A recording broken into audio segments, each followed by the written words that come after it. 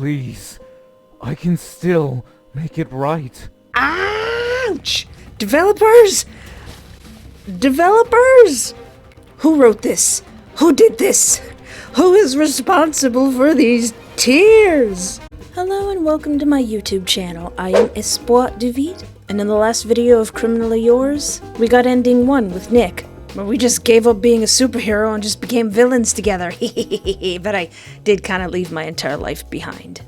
But we still need to explore the endings that we can achieve with Wes, and also maybe to get a better, more wholesome ending with Nick. Big shout out to the developers for putting a very nice walkthrough with their game as well. Thank you very much. So let's see if we can get the last endings of Criminally Yours.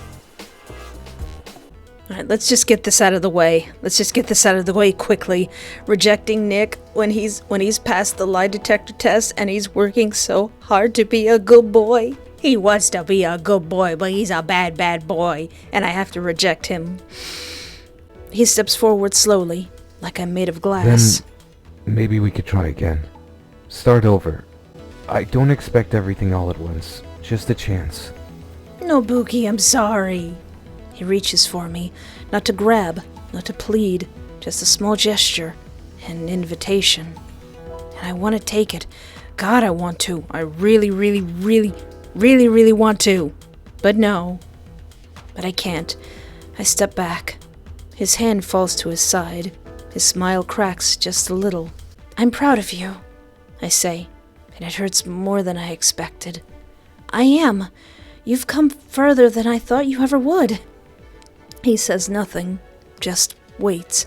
Hope flickers behind his eyes like a candle's flame in the wind. But I can't go back. I continue, each word carving something out of me. His throat works like he's swallowing something sharp. So, that's it? I nod. That's it. Silence falls between us like a curtain closing on a stage. There's nothing more to say, and too much is left unsaid. Then I start to walk away, heart heavy but certain. It gets easier with each step, and behind me, I don't hear him follow. Ah. So this is after we've had a lovely night with Nikolaos, and then realized that he's our flippin' supervillain nemesis. So we must do the walk of shame, or the superhero run of shame. I can just imagine how insane I must look right now, scaling rooftops in nothing but an absurdly lavish bath towel. It's a large and admittedly soft black one with an N embroidered in gold thread. I'm annoyed that it reeks of him. I don't even want to think of his name. I deserve this. This is entirely my fault for falling for a pretty face. Again! Perhaps it's divine punishment. This is what I get for being so naive before. It feels so painfully obvious now. Both of their statures were the same, the way they move, the way they speak. Letting me perform at the bar every Friday night, the dates he'd go on whenever I was needed as Oracle. My arch-nemesis and boyfriend were one and the same, and had he not made the smallest slip of the tongue, I'd be none the wiser. Yeah, that was pretty dumb on your part, Nick. I hope he feels like an idiot for that.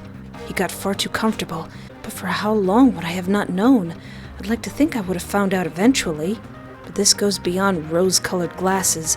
I'd gone blind from his radiance. Blind from his radiance.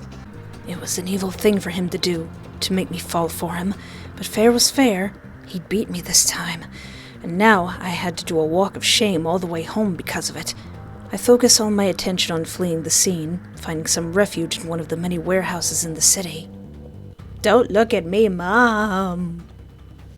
There shouldn't be a single living soul here, but at least, if I did get caught, it would only be Espoir's reputation in shambles, rather than Oracle's. No one else would know it was me except for my mom. And now, Chronos. Because last time I said Nick. No, he's only Chronos to me. Not Chronos, though. Not anymore. I don't want to think about him at all. Well, maybe I didn't. He's no longer him anymore. He'll always just be Chronos to me now. My arch-nemesis. The one I've always needed to defeat, and now is no different. That begs the question, however. He knew my identity this entire time, and he never said anything. Why would he do that? Don't tell me it's because he loved me. He was a character, an alter ego he constructed. There was no telling who Chronos really was. But I knew one thing. This wasn't how I wanted to be loved. This had to be obsession, and nothing more. Well, you're right about that. I continued my escape, scoping the place for a second, sensing something incredibly familiar about it. Oh hey, my mom was kidnapped here. Oh no, it's Chronos, my arch nemesis. Flee! I don't have time for this. I make an entire step before he cries out. Wait. And I do, stupidly, cursing myself for faltering even slightly. It seems he'll still have some hold over me. The feelings I had for him for 2 years, 2 years, wasn't going to be gone just like that. Fearing the worst, I prepare myself. My body was a weapon too. Watching me, watching him, he bends down slowly and unzips the bag, pulling out its contents. His weapons are in his coat. There'd be no reason for him to do this. Just what is he? As he pulls it out, I see it and know what it is immediately. I'd recognize that symbol anywhere. It's my suit. Give it back, I say calmly. The last thing I want to do now is show any weakness. Give it back now. I say nothing else, boring into him through mask and all. It takes him a moment to respond. He seems completely unsure of what to do, which is why I try not to be surprised by it. Before too long, he holds the suit out to me, defeated. I feel a wave of satisfaction burst through my chest. Look, I'm sorry. Please. No, sorry. I can't love you at this playthrough. I snatch it out of his hand and walk off without another word. Please, don't leave. I'm sorry, Pookie. I'm so sorry. There are other grovels I don't quite hear. I dash out of the space before he can sink his teeth and dig his claws back into me. Aww. What if I said that in a play when I was little, I was a tree? I'd never forget it. I was cast as a tree. Did this particular musical need a tree?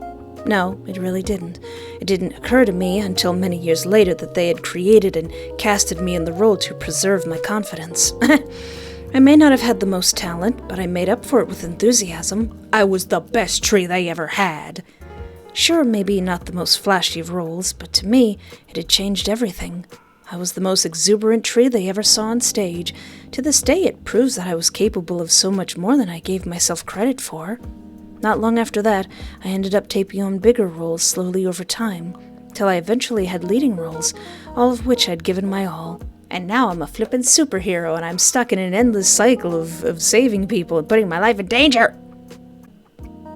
Oh no. My eyes find the bouquet of flowers he'd given me as an apology. The purple orchids are practically taunting me. Throw them away. I lift up the vase and stuff it into the trash as far down as it'll go, feeling some semblance of relief by doing so. I shake my head. Of course I wouldn't be over it that quickly. I loved him. I thought I did. 2 years, goodness. He might say his feelings for me were true, but honestly, it isn't the kind of thing I can ever see us coming back from. If he'd just been honest, maybe. Forget that. He had all the chances in the world to be truthful, and every single time he let me down. I'm glad I found out when I did, before I'd done something even more stupid. Like, I don't know, marry him or something? Or worse, before anyone else could get hurt. I need to forget him. I need to focus on something else. I'm being professional about my superhero profession, so Oracle is preferable. Call me by my superhero name. You work for Oracle, not Espoir. She nods. I agree. Oracle it is. Easy. Yeah, and that way you'll actually say my name. Maybe I'll call you Lillo. Don't you disrespect my name! Please don't. She chuckles, my mother joining her, clearly loving the idea. Mom! The mood quickly shifts as Whitney remembers her purpose for being here. Oh yeah. Some reporter ladies saw me getting my clothes from gosh darn Chronos. You have the perfect opportunity to entrap him, or better yet, rid us of him forever. It could be as simple as setting up an ambush with other heroes or poisoning his wine. It doesn't matter how you deal with him, only that you do. I can hardly believe what I'm hearing. It doesn't matter how? Mom, are we the baddies? I agree. I probably won't get a better opportunity. I guess I might as well start playing nice, at least for a little bit. I can hardly stomach the feeling, but Chronos has gone unpunished for far too long. It's unfortunate you have to do this, but if you can't take him down physically, then we should explore other methods. What other methods? I'll make sure anything you find will ensure he never sees the light of day again. This is your duty as Oracle. It may not always be pretty, but it's necessary. You've never faced a foe you couldn't beat. Chronos will be no different. Thank you, Mom. I won't fail ever again. I'm done. He used my feelings for him against me. It's about time he gets a taste of his own medicine. He's becoming more of a danger every day. Now that I know his true identity, there's no telling what he'll do next. Or who he could kill next. Yeah, what if this just actually makes him crazier? They both nod in agreement. That seals the deal. We're gonna kill him. I hope this helps, since you won't be working for a while. I miss you. I hope we can talk soon. When you're ready, of course.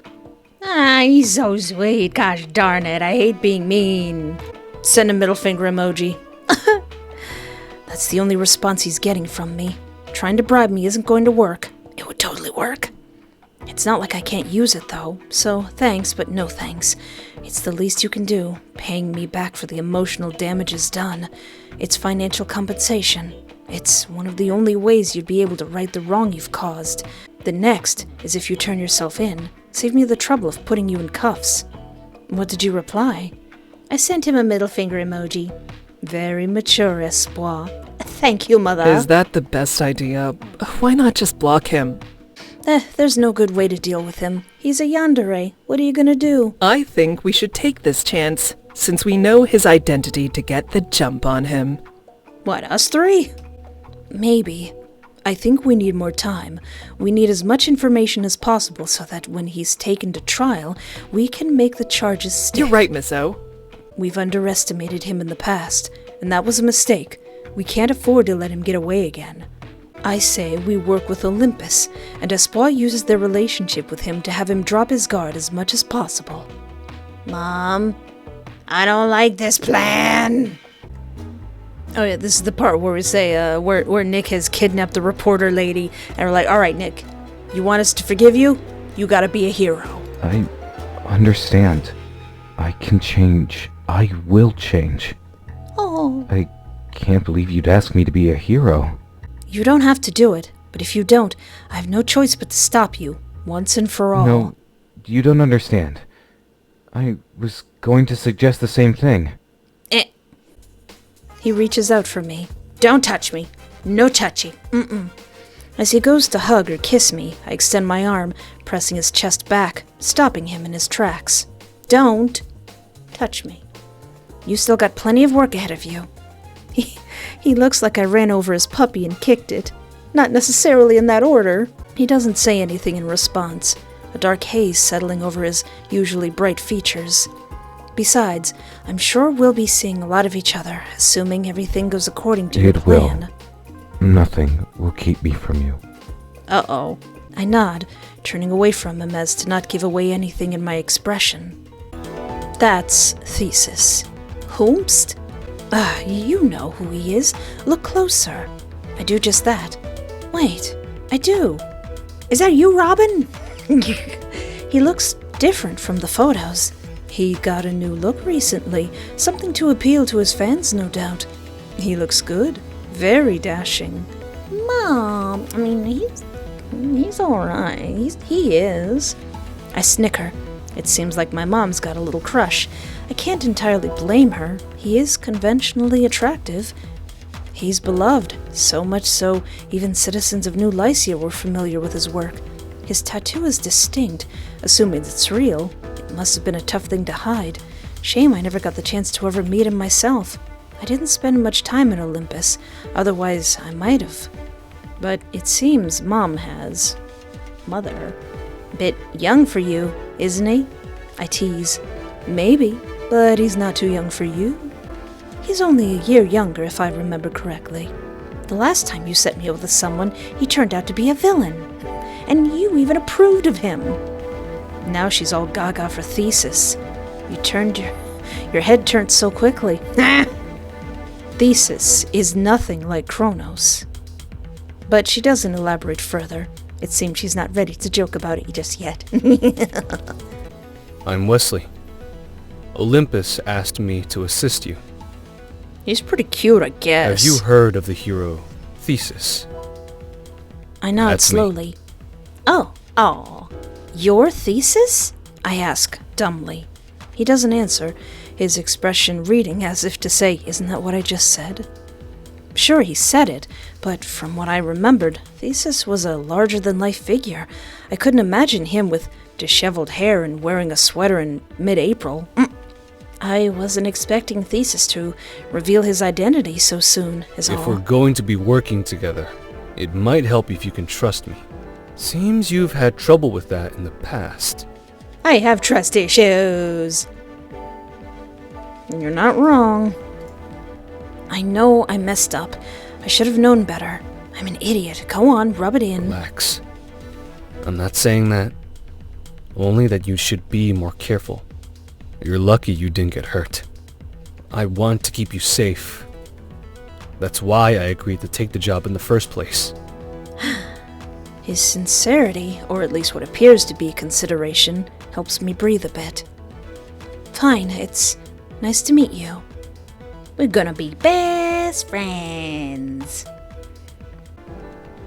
Well, this is after Nikki Pie has aced the lie detector test.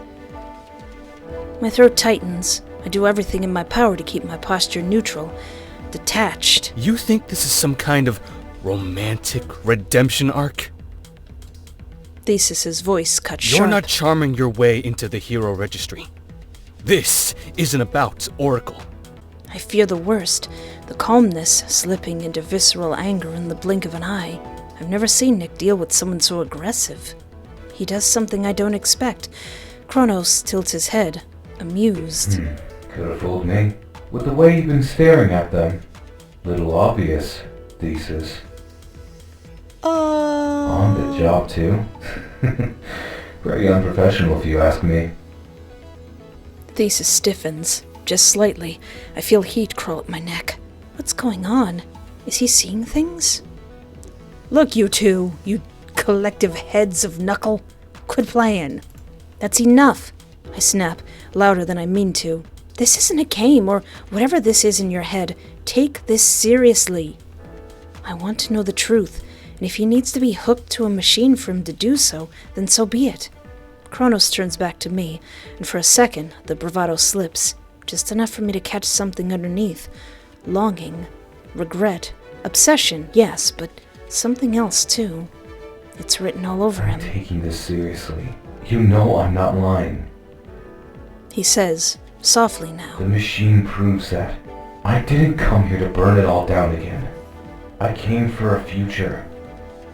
For you. I'm sorry, Pookie. The final questions are asked, each one more personal, more pointed. Intent, motivation, and loyalty. Chronos answered them all with the kind of honesty that's almost disarming. The machine proves it's true every time. Thesis glares at the monitor like he wants to break it. I fear he will. Listen, Nikki Pie. Nikki Pie. Stop ticking off Thesis. Quit it. Are you crazy? Only for you. Eh, he says without missing a beat. This isn't a joke, Nick. Don't threaten him. He's tied with Olympus, and he's a nice guy. I can feel how much he likes you. You can't be serious. I'm not your property. If he wants to look at me, he can. Not without consequences. What? You're going to kill him? I can't. Because he's too strong? He clicks his tongue. No, because I'm a hero now. But heroes can still fight people they don't like, right? I mean, you fought me every chance you got. That's different. You were my enemy. You were causing trouble. He's my enemy, and he's causing me trouble. I'm not budging on this. That's not how this works. Besides, he wanted to fight me. 'Cause you threatened him. He could have just listened to my warning. It seems I'm getting nowhere fast with this. There's a good chance Wes has more up his sleeves than Nick could ever be prepared for. I just hope he doesn't get too hurt in the process. It's going to end up biting him in the booty cheeks. I can feel it. What if I say, I'm not bringing Chronos. I don't want to see that guy you call him. Who is he to demand me to do anything? I'm not his babysitter. If you want Chronos to train this early, you need to do your job and call him. I know he won't cooperate unless I'm there, but that doesn't mean I have to do your job. There's a pause on the other end. I can almost picture him, staring at his phone like the receiver tried to bite him. The brief silence sucks away my confidence with every passing moment. When he speaks again, his tone is dry, as usual. Fair. I'll see you soon. Oh, he's alright with it. The lack of goodbye doesn't surprise me. I'm more surprised I didn't get an earful to go along with it. I should feel good about that. But I don't. Now I'm worried there's something worse in store for me. I roll onto my back, staring up at the ceiling, trying not to anticipate what the day will consist of anymore. I know I should be more focused, more driven, but my mind keeps drifting back to Wes. Something about him intrigues me. I wish I knew more about him, and that excitement settles in my chest again, the one that makes me question everything I thought I knew about myself. Oh no, I'm falling for Wes now. Late? Sorry, I was a bit distracted, he says, his voice calm as ever, though there's a quiet edge beneath it. I thought you'd be here sooner. Oh, he's teasing me. It's honestly pretty hard to tell if I wasn't looking at that smirk. I clear my throat. I'm not late. The words come out weaker than I'd like. I want to look away, but I don't. Not right away. Instead, I attempt to take a breather walk over to the bench where he's been working, pretending I'm not painfully aware of the way my pulse picks up just from being near him. I catch a glimpse of the weight on the barbell. 190 pounds on each plate. His set ends not long after setting down his weights. Show off! I have to calculate it in my head just how heavy that is. A moment later, he makes a beeline towards me, or rather the bench I'm sitting on. As he approaches, I search around for what he's looking for so I can hand it to him. Nothing on the bench itself. Is what he's looking for below me? He's in front of me before I could find it. Hey! I look up at him, getting a generous eyeful of a hero's form. He's sculpted. It's clear that he's worked tirelessly for every part of his body. Well, every part except those cute moles dotted along his chest, stomach, and around his waist. Tee-hee-hee. The last one leaves my head. My eyes are up here. Hee-hee-hee-hee-hee. I'm sorry that I'm looking at you disrespectfully, sir. My blood turns cold in an instant. Oh my god, I'm an idiot. This is so embarrassing. Oh, loudly proclaim that you are looking disrespectfully. He reaches above my head to retrieve a towel, wiping it across his face in sweaty bangs. His regular hair is so pretty. The waves fall so effortlessly. I think I prefer this look over that of Thesis. I work up the courage to address Wes directly. What's the plan? I say, trying to sound casual. But I'm not casual. Wes's eyes are steady, unwavering, like he's considering something. There's a pause, just long enough for me to wonder if he's going to even answer at all. Then his lips twitch ever so slightly. You'll see. What do you mean, I'll see? He says, his voice lowering to a murmur. It almost sounds like he's amused, but there's something else behind it. A challenge? Or maybe it's just how he talks when he's not sure if he's ready to hear the truth. He rises smoothly While to his feet. we wait for Golden Boy, warm-ups, partner drills. Okay. Right. I guess I should use this as an opportunity to work off some stress. I nod and step onto the mat. We start with the basics, shoulder rolls and dynamic stretches, but it's clear early on that Thesis doesn't do basic. Before long, he transitions into precision drills, limb control, mirrored stance switching, close contact balanced shifts. Yeah! Then we move into grappling flow. He guides me through a momentum chain, one hand at my waist, the other bracing on my shoulder. I shift, drop my weight low, pivot out, and he counters. Clean, fast, close. Too close. This isn't flirting. It's not. But Thesis pushes for perfect form, for seamless execution. That requires contact. Chest to back. Hand to thigh. Fingers adjusting my elbow as I move through the motion You're again. stiff. Open your hips more. Don't you tell me to open my hips, sir! I can't even bring myself to respond with anything other than incoherent noises. He doesn't smile, but there's something dry in his tone. Combat doesn't happen at a distance. You should know that. My brain is elsewhere, Wesley. I reset. He steps towards me again, close enough that I can feel the heat radiating off him.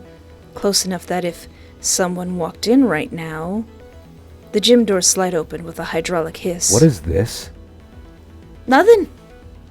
Nothing at all. Nothing. Tra-la-la. Just have a seat, Nick.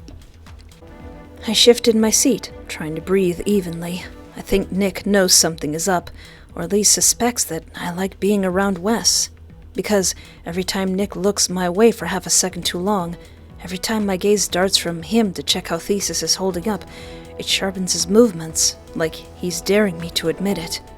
Nick feints left, rolls under a hook, and lands a clean shot to Thesis's ribs. Ooh, hard enough to make a point to do serious damage. Watch it! I say instinctively, getting up from my seat a little before catching myself. Both of them freeze. Thesis turns slightly, eyes on me. What's the matter? You two are gonna kill each other! Nay. Nick looks to me, his voice even. Yeah. What's wrong? It's the least insane thing he's said, and yet he looks the most unsettled I've ever seen. My words die in my throat. Nothing! Thesis steps I want to see back. what failure looks like on you. Especially when it's witnessed by someone who used to believe in you. Oh, that was, Wesley, why you gotta cut him so deep? He says unprompted, cold and sharp. It seems Chronos wasn't the only one who could quip mid-fight. Before Nick can so much as shape a word, Thesis lunges at him. Nick manages to parry, but barely. Thesis's fist grazes his cheek. He stumbles, then ducks under a sweeping kick that could have cracked a rib. He tries to counter with a grab, but Thesis twists out and slams an elbow into his back. Nick groans. That's staggered. round one. These two are gonna kill each other. You couldn't have been making eyes at anyone else? Who, me? You what? I go silent, not willing to talk about this. Why is it a problem that I just look at him? That you have some competition? Because he's strong, and you can't get rid of him all that easily. Ha! I don't say it, but I know I'm right. He glances over at Thesis, who's still standing in the center of the mat, arms crossed, watching. I can feel the tension from here. Like Thesis wants to finish this with a real fight, not sparring rules, but he doesn't move. I think he hates me. Nick says, grinning. He does, and can you blame him? No. He wouldn't be the first. There's something he's not saying. I'm gonna get a shower in before we go. I feel some sense of relief as he walks past me, heading towards the showers. No swagger, no cocky grin, just sore muscles. Don't kill anybody else, Nick. Guess it's a good thing he's on our side then, I say, trying to be optimistic. Yeah, I doubt that. This is worse than I thought. Why do you say that? He's never going to give you up. I'm surprised he hasn't put you in a cage yet. Yeah, I'm surprised too. I was figuring that's either someone's gonna die or I'm gonna end up in a cage. Honestly, I'm surprised too. Maybe it's all talk, at least when it comes to me specifically. No telling how long that'll last, though. Yeah, he's gonna get real crazy. Just try to be careful. He might be fine now, but the more you pull away from him, the harder he'll try to hold on. Yeah, there's truth to that, a foreboding I can't stomach. He places his hand on my own, so gently, if I wasn't looking, I wouldn't even know it was there. It's okay. That's why I'm here. Oh. When he says it, though, the dread before seems to dissipate, if only a little. Wasn't this the same guy who wouldn't even shake my hand before? One moment, I'm watching them shake hands. The next... Oh no! I see a train derailing. 2 figures stand atop it, their silhouettes symmetrical. One raises a hand, and the steel beneath the train lifts with it, glistening ice crackling across the metal from heavy chains. I see the train hurtling towards the station. The lives of the people within the train cars and within the station no doubt are in terrible danger. Hey, are you okay? Oracle? I just saw something terrible. Are you alright? Vision, I say, voice hoarse, finally able to catch my breath. Just now, it was bad. I catch glimpses again, like a far too vivid nightmare. I saw a train on the red line, I think. It derailed. It was already dark outside. 2 people with powers, identical twins. One had some kind of ability that was either telekinesis or the ability to manipulate metal. The other, it was hard to tell, but maybe some gravitational force or air manipulation. He sent the train nearly off the tracks. Could be a lot of things, honestly. Chronos approaches me. That sounds like Phobos and Deimos.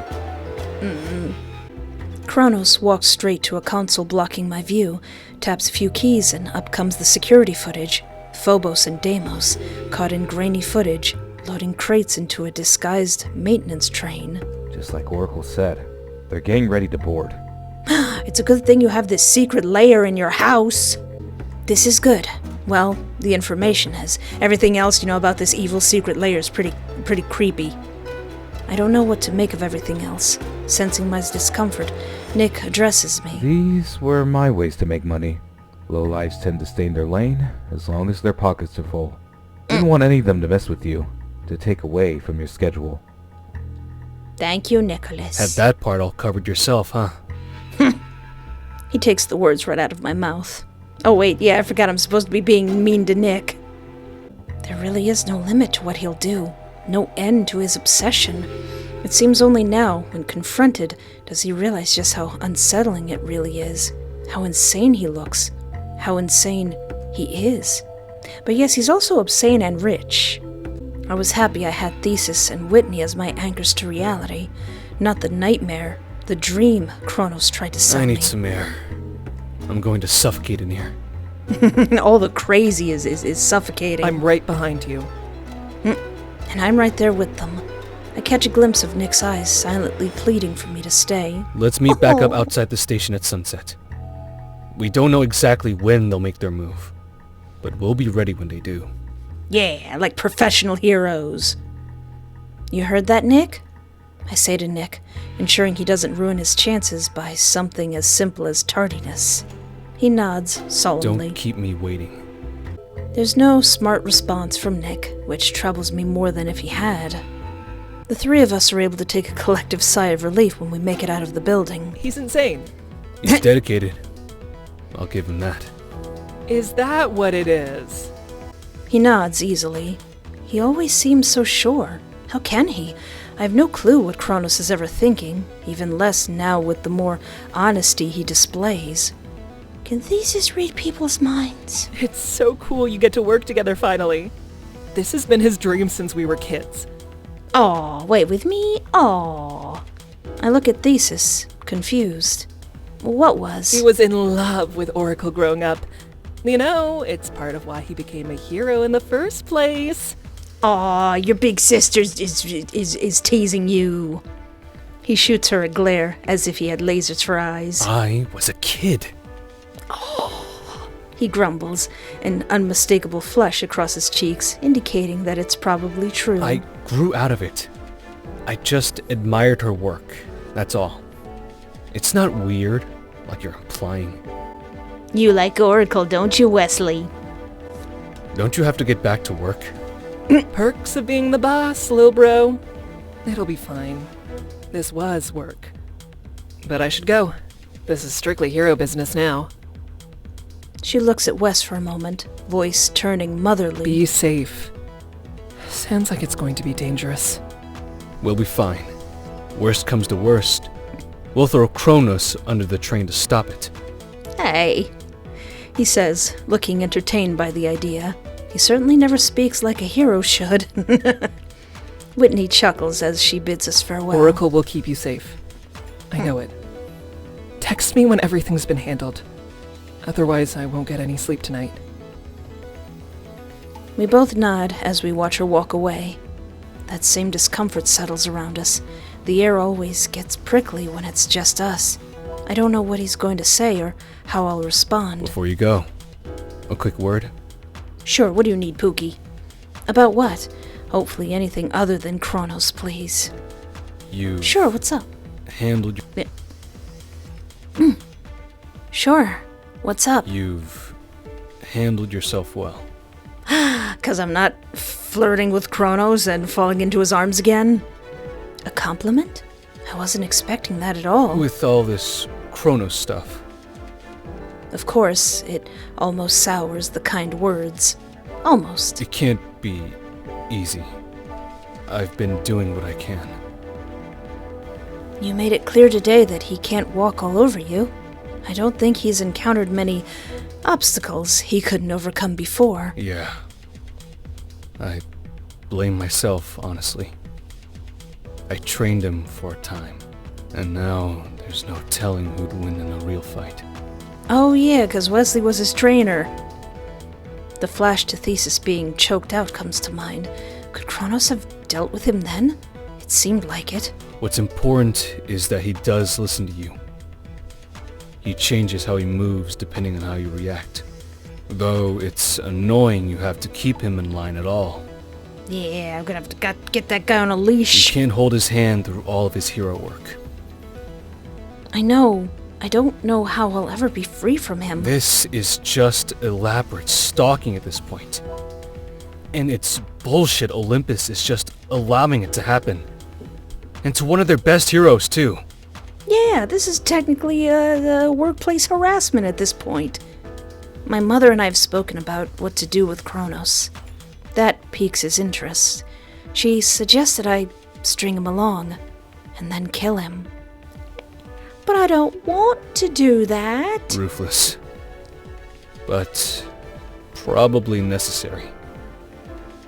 I agree. It's clear he won't just let me live my life. Not unless I go back to him. But where does it end? He's not going to relent. I'll help you.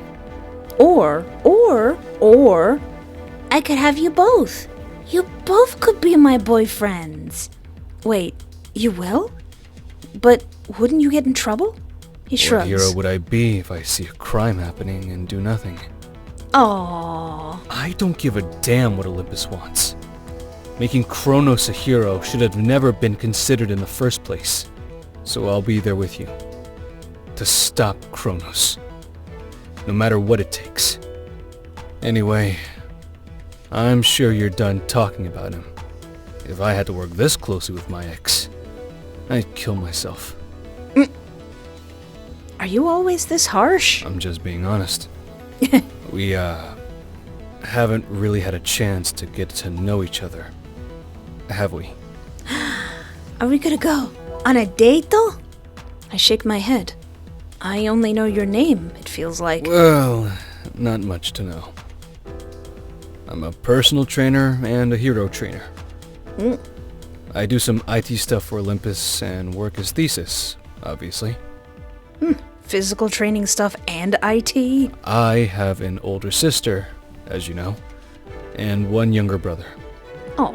I'm really bad at this stuff. Just ask whatever you want to know and I'll answer. What's your power? He doesn't look all that willing to answer. We still don't know it. Before I can tell him to just forget it, he speaks. It's a little hard to explain. I can see auras, I guess. They're like inky tendrils. They vary in color and movement. They allow me to read how people are feeling. Oh. I bite back a laugh. So you're an empath? Way. I can tell when people are acting truthfully. That polygraph, it was all for show. Polygraphs can easily be bypassed. Especially by someone like Chronos. At least that's what I've seen from the movies. I was the real test. Oh, clever. That would be why he was needed. So, his feelings for me... He loves you, but there's something darker about it. I've never seen it before. I thought he was just obsessed, but... And he is. But he does love you too. Aww, it's just Yandere shenanigans. I don't know. Still seems dangerous to me. Oh yeah, it's definitely dangerous. I had a suspicion, but having Wes confirm it, to essentially state it as absolute fact, I don't know what to do with that, so I turned the subject elsewhere. And when you read me? I think you're over him, and that you've got your eyes... elsewhere. Oh no, he knows! Well, he's not wrong. Does that mean he knows that I've been making eyes at him? Now it's my turn to go a little speechless. What are your hobbies? You do the kickboxing? You do the superheroing? You do the information technology? What do you do in your free time? Yeah, lots. I like to work out, play D&D and video games. I can draw, write, and I can build anything if it has directions. He likes video games. Do you like Bloodborne on the PS4? Wow, man of many talents. Is there anything you can't do? Can you sing? Nick can sing. I ask, teasingly, tilting my head and smiling at him. He pales at that, unsure of what to do with his hands. He can't flirt. Got it. You like Oracle? So you had a crush on my mom? He closes his eyes. Damn you, Whitney. He curses, sighing. Yes, but that was a long time ago. Your mother is a lovely person. She inspired me to become a hero myself. Oh. And I'm privileged to be able to work with you. It's clear to me that the greatness of the Oracle didn't end with her. Aw. My heart swells involuntarily. That might be the kindest thing you've ever said to me. Sorry. I know I can be, well, me. He's blushing so hard. I don't hate you or even dislike you. We're just under a lot of stress with all this shit. I haven't made it easier. Oh, well, yeah, dealing with a yandere who you can tell is a yandere is pretty bad. You're forgiven. I think I understand you more. He gives me the smallest of smiles, thanking me. Anyone special? So, does Thesis/Wes have, someone special in his life? Hmm? What? Like, am I dating one? Hell no. Would you like to? I mean, I'm not opposed. I just haven't really met anyone yet. You know, I just noticed he's got the biggest, cutest, brownest eyes. I can't help but feel stupidly hopeful. Is it too soon to be looking elsewhere after getting out of a relationship with Nick? So, you date anyone? Like, do you have a preference? I've dated all kinds of people. It's about what's on the inside for me. Oh, 'cause he can see people's auras. I don't move quickly. I need to be with someone for a while before I get intimate or anything. He seems to be overwhelmed by this topic.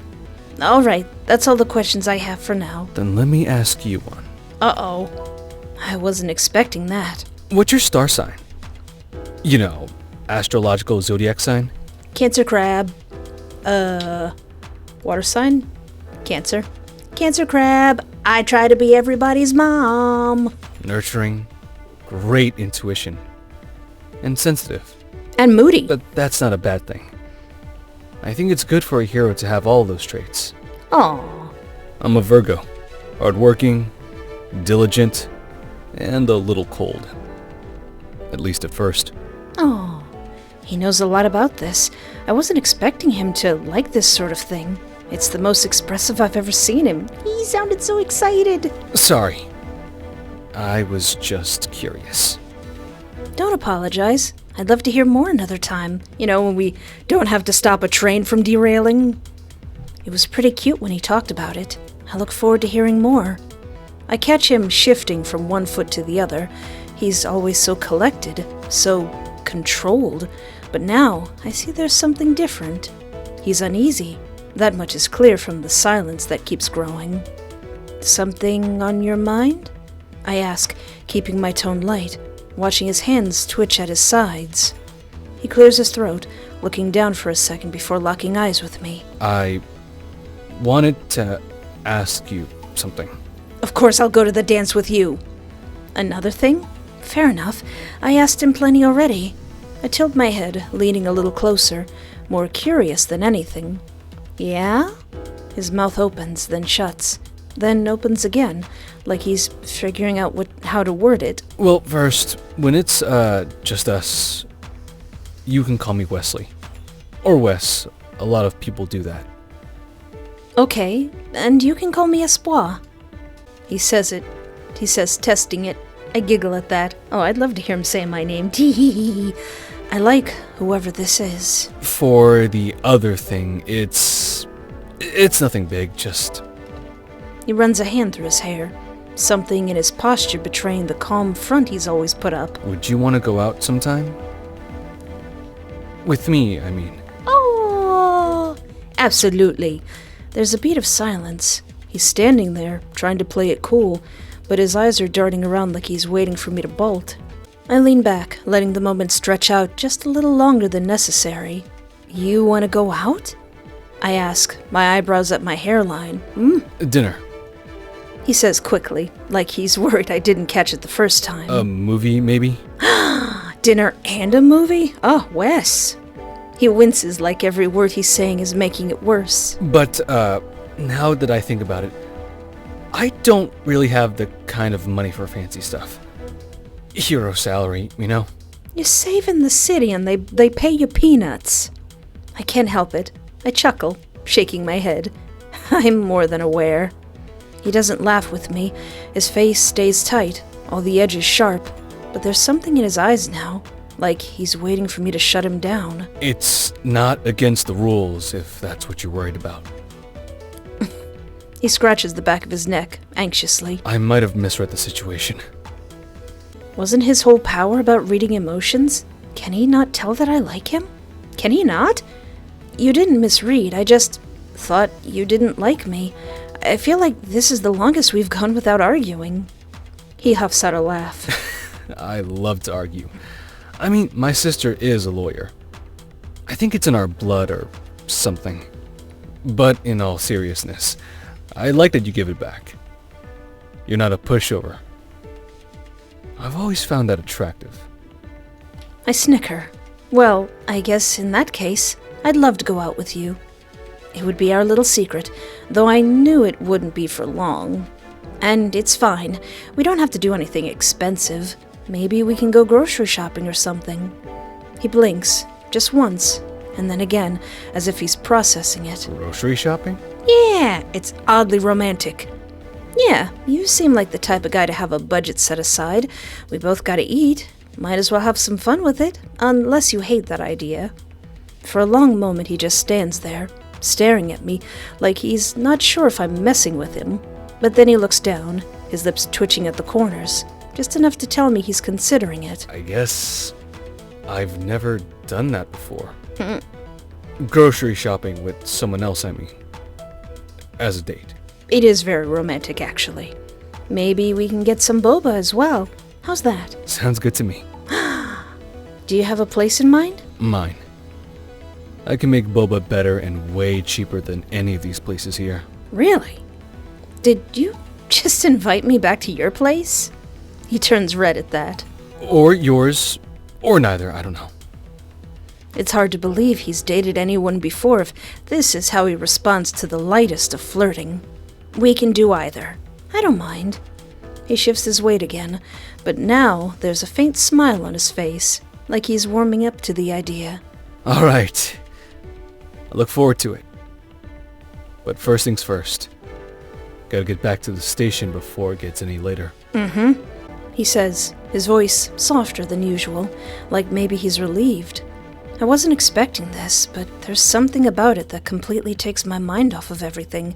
It's nice to see a hero just be a person, to be around someone who just understood that part of me.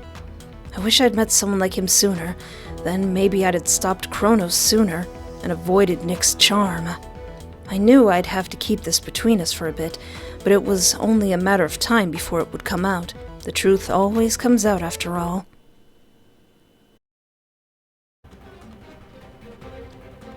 Thesis stands beside me, shoulders squared back. I can't see his eyes behind the mask, but he gives me a firm nod. It's comforting in a way I didn't expect, like a part of me seeks his reassurance, his confidence. He makes being a hero look easy. I wonder how different a hero I could have been in another city, with different villains, with a different power. But I'm just me, and these are the cards I've been dealt. Better make the most of them. Chronos fights like a storm, unpredictable, improvisational, stylish. He taunts his opponents, tempts, mistakes, makes art out of chaos, and I know they're both showing off. Dare I say, for me? Something's wrong. Thesis is too preoccupied with his fight, but Chronos grabs Phobos' neck with one hand, holding him at arm's length. What do you mean? Something is off, and I don't know what. This feels like a trap, or maybe a test. Out of the corner of my eye, I see a sign whip by. We're maybe a minute from the station. We need to end this, Thesis. Get to the lever. It'll stop the train. Can we trust, Chronos to stop the train? I don't think we can. It should be me. I need to get Phobos off of me so I can do it in case he doesn't. Chronos grabs the lever and pulls, the emergency brake triggering, and the train grinds to a screeching halt. I pin Phobos, tying him up this time, and Thesis makes short work of Deimos. Convenient. The brake is on the roof.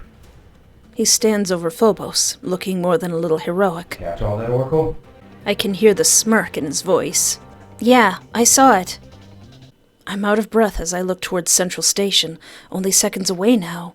It's empty. It's been evacuated. Every step against the metal rings loud in the empty station. No TV cameras. No media. No police. Hey, was this a big old test because from Olympus? They wanted to test if Chronos would cooperate, if he would take the first chance he could to go back to being a villain. They couldn't risk anyone in such a test. I can understand. Chronos is already laughing, brushing soot from his jacket like this was a minor inconvenience and not the near-death disaster it felt like 2 minutes ago. Victory's a victory. We should celebrate. Aww. I remove my mask, realizing that since Olympus went this far, there wasn't going to be any media. I'd become incredibly sweaty. As I do, I notice a thick line of blood on my hand, but the source was from my stinging cheek. Oh yeah, they did manage to get a hit in, nicked me just a little. Thesis finds his way over to me not long after. Chronos had taken his mask off as well, his eyes trailing him all the way over to me. It's as I feared. He's on to us. It wasn't like Thesis and I were capable of being completely subtle. We weren't as equipped as Chronos to play a role and maintain a lie. You alright? He's already inspecting the wound before I can answer. No real damage was done. I got lucky. Not luck. Good reaction time. Aw, you've trained me well. Even though he's correcting me, he still manages to pay some type of compliment. I feel like I can see them more and more, now that I know he doesn't despise me. He pulls something from his utility belt, a singular alcohol wipe packet. Of course he'd have something like that on hand. He easily opens it and places its cold surface against my face. You won't need any stitches, will you?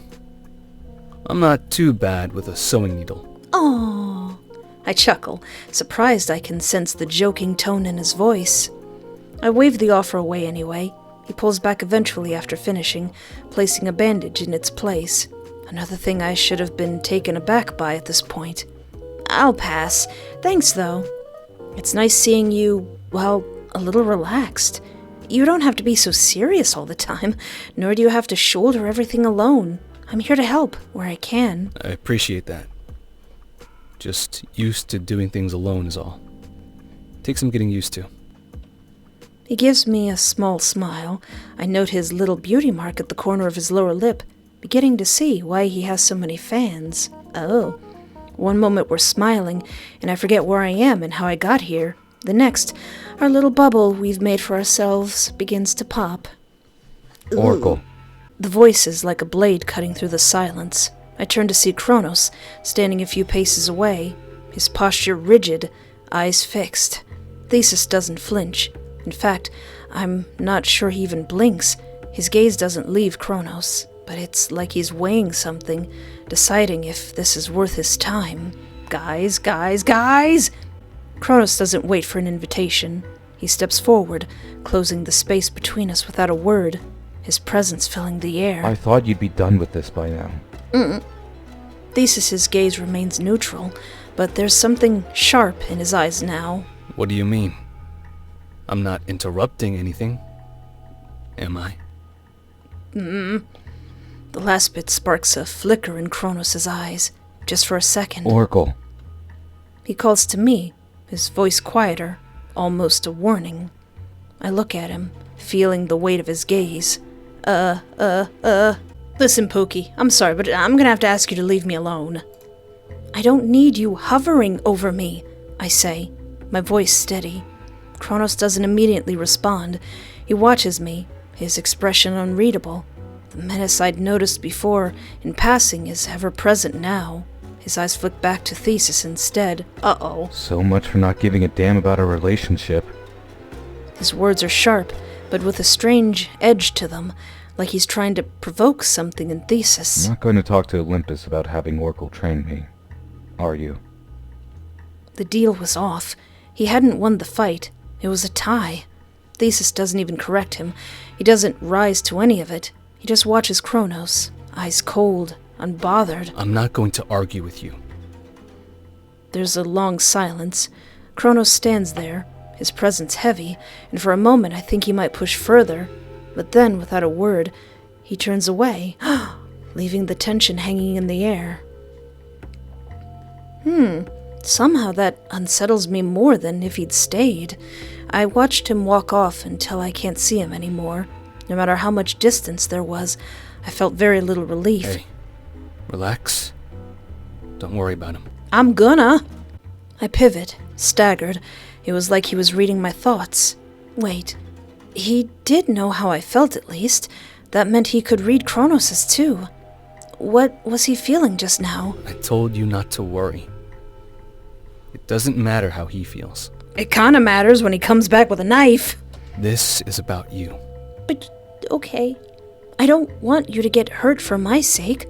He looks more insulted than scared by that idea. You know I fight villains for a living, right?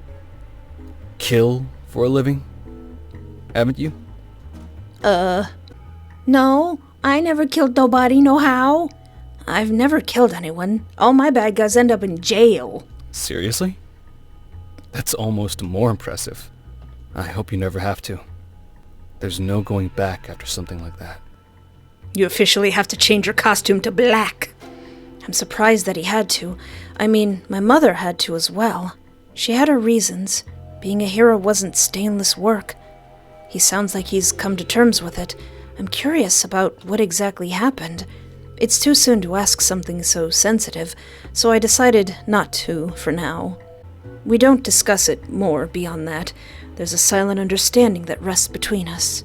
Eventually, he breaks the silence. So your mom passed her visions to you? Yeah, how does that work? I wasn't born with that power. No, but you were born with yours? He nods, but doesn't elaborate. Guess he was just curious. It's almost like he's running out of things to say. He pulls at his hair a bit, gritting his teeth. I'm so bad at this, Jesus fucking Christ. Aww. I smile, but not too much. I don't want him to think I'm laughing at him or anything. You're fine. At least he can tell when I'm being genuine. I'll try not to be this awkward on our date. Date. There's nothing to be nervous about, it's just me.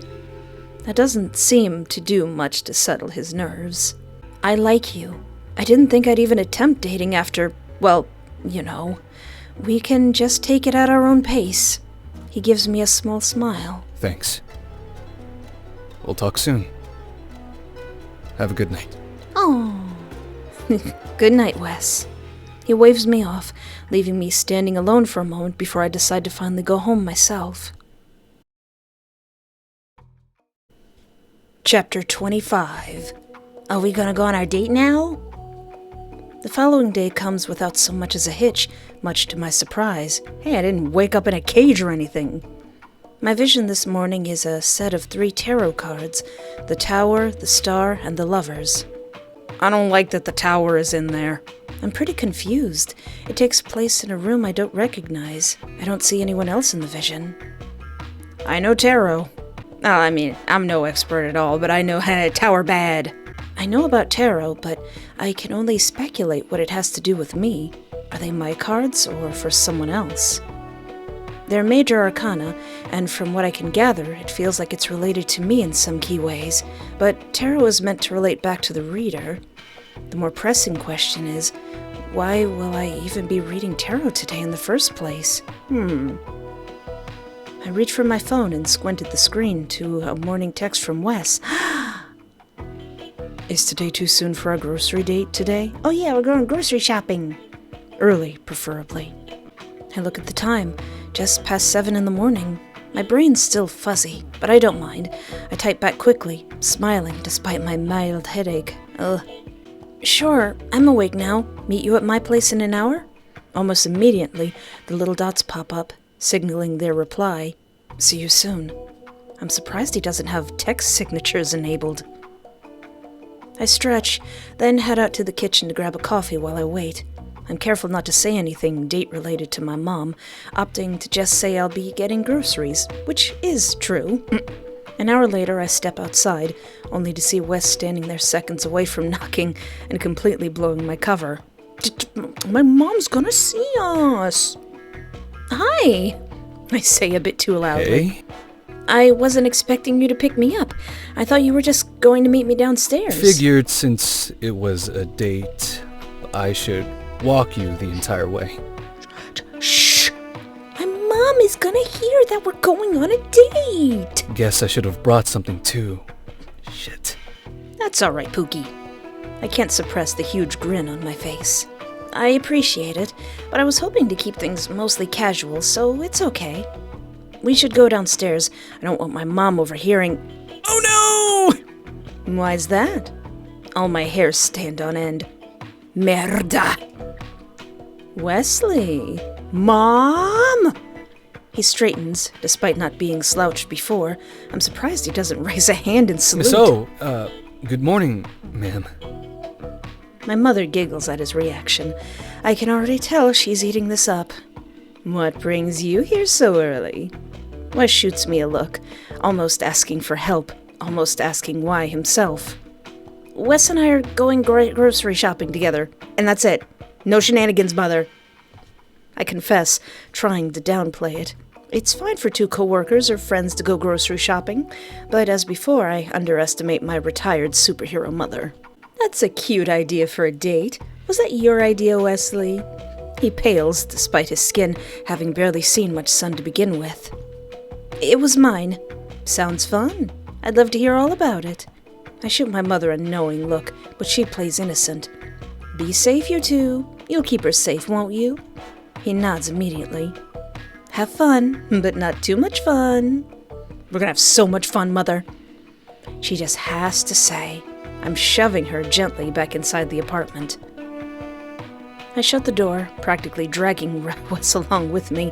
It isn't until we're downstairs that I realize I'm holding his hand. Which, up until this point, is the most we've touched. His hand is large, warm, and quite rough. We both seem to notice at the same time, and I let go. I'm sorry about her. No, don't be. She's always like that. I think she finds you cute. He brings his hand to his mouth, doing a very poor job of covering his blush. I can't help but agree with my mother. He is very cute like that. I guess I'll have to take a page out of her book and tease him, but not too much. He might actually die at this rate. He clears his throat, rolling his shoulders back. So, should we go? Yeah. We head out together. The cool morning air feels refreshing. Walking together, the only thing we can talk about is the latest hero news. Not incredibly interesting on its own, but hearing Wes speak candidly about anything is nice. He has a tone that puts you at ease when he isn't being so serious. The walk isn't far, only a couple more blocks. We round the corner. We slow down when we notice an older woman standing at the curb, hesitating as she looks at the crosswalk. Are we going to be good heroes and help the old lady across the street? Wes notices her too, but before I can make a move, he stops me and moves on Hold ahead. on, I'll be right back. Such a good boy, he says, striding towards the woman with a practiced customer service smile. He offers his arm out to her, and she accepts gratefully, allowing him to escort her across the street. I stand back, pleasantly surprised. I don't know why I hadn't expected something like that from him. I guess I've only seen him at his worst, thanks to... well, I shouldn't think about him today. You mean Nick? That was sweet of you. It's nothing. He almost seems confused I pulled any attention to it to begin with. He just makes kindness look easy. It was no performance, just natural instinct. It's the first time I truly saw him as a hero, instead of somebody who just punches people in the face. Not too long after, we find ourselves stepping through the automatic doors of Kettle and Grocer's. I push the cart along the produce section, trying to act like I'm focused on my pathetic excuse for a shopping list.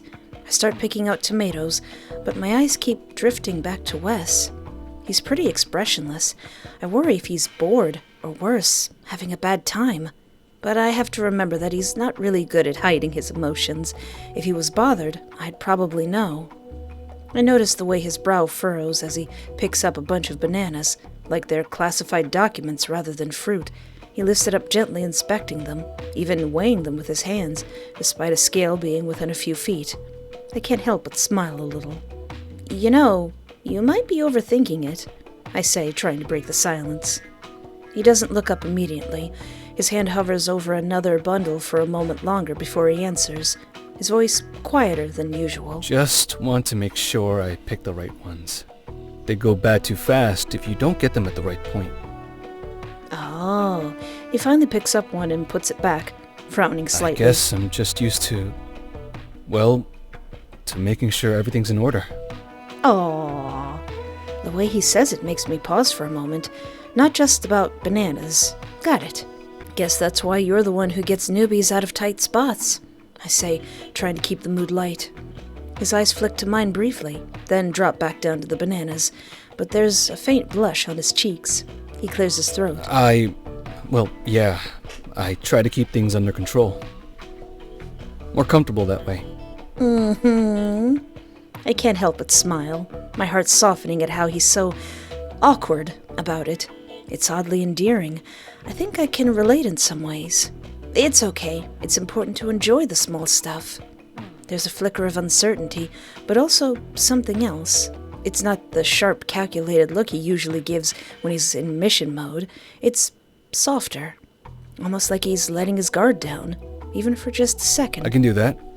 I can at least try. I nod, assuring him that's all I ever expected. Maybe I just wanted to see him lighten up. But he did seem to, just a little. He places the bundle of bananas into the cart, finally, looking at me from the other end of it. Oh my god, are you Korean? A voice interrupts, tearing through our peaceful morning, pitched high with excitement. I turn, and there she is, a college-aged girl with a messy bun, oversized hoodie, and enough enthusiasm for Wes and I. She's got her phone half raised like she might snap a picture at any second.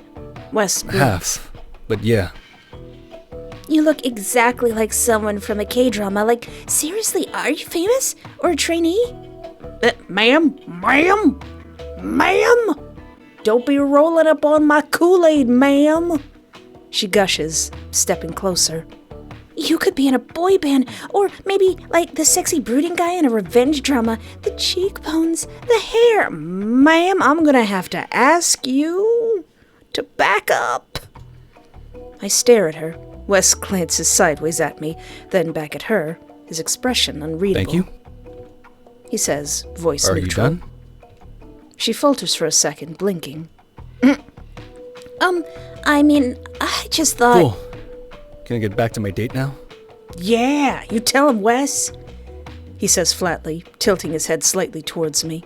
Her mouth opens, then closes, looking at me, confused why I'm even with him to begin with, and instead of saying anything, backs away. Rolling up on my Kool-Aid? I raised... Don't we look like an old married couple or something at the grocery store? Lady, the nerve of some people. I raise an eyebrow at him as he turns back to the cart like nothing happened. Sexy, brooding one? He shrugs, smirking just a What little. else is on your list? He's like, forget all about that. How many eggs do we need? I need pasta, I say, trying not to smile too much. Does that happen often? He shrugs. Maybe. I do have people coming up and asking me for pictures and my phone number. So, You yes. still don't recognize me, do you? I can feel my brows draw together, my lips forming into a frown. Where's this coming from? What's with this change of subject? Like your civilian self? Should I? He chuckles a I'm little. not surprised. I've never been all that memorable. Oh, We went to the same school. oh. That doesn't ring a single bell. I had gone to a private school in my youth. From kindergarten all the way up until I graduated, I had equal parts wonderful, subpar, and horrible memories there. Seeming to somehow read my thoughts, he elaborates. We had drama together for a year. That narrows it down, though still, I can't remember him. I was a stagehand, though I barely even did that. I used to get so nervous I'd get sick and have to go to the nurse's office. Wait, that's right. A memory bubbles up from the surface from the deep recesses of my mind. I vaguely remember other students mentioning it. I never really knew who they were referring to, nor could I picture a face even now. I never realized it was a direct result of his anxiety. Poor guy. I remember you, vaguely. That's neat, we went to the same school. Weird coincidence. He shakes his Not head. a coincidence. Not a coincidence? It seemed like an ordinary school when we were kids. But those schools were highly monitored. Totally surveilled. They were to keep kids with superpowers, or ones with a high chance of having a superpower, under one roof. That doesn't seem like a very good idea. Are you serious? I wonder if Nick went there too. He nods. I wasn't expecting the wonderful illusion of a blissful childhood to be shattered by the retrospective of adult truths. Yep, I was annoyed at first when I found out too. But I understand why it happened. The number of superpowered humans is small. Somewhere between 1% and 3%, I read once. The government wants to ensure that everyone with any power is registered and monitored in the case they turn to a life of crime, or can be recruited to become a hero. Well, I mean, yeah, it's pretty annoying. I get it, I guess. Just doesn't instill a lot of faith. The idea we're practically groomed into this lifestyle before we can even be conscious of it. Yeah, it might seem unfair, but it's safer to have more information than less. Yeah, it's safe, but it's still whack. I can't fully disagree with that, but something about it still doesn't sit entirely right with me. Sorry I didn't recognize you. You don't have to apologize. I just figured I'd bring it up. It's not like we were childhood friends or anything, but I remembered you. Really? What did you remember? You were fit to be Oracle. My parents had let it slip that you were her child once, and I never forgot it. I thought Oracle was the coolest person as a kid. So, I liked you by default. Oh, you liked my mom, but you couldn't date my mom, so you dated me. But looking back, it wasn't because you were her child.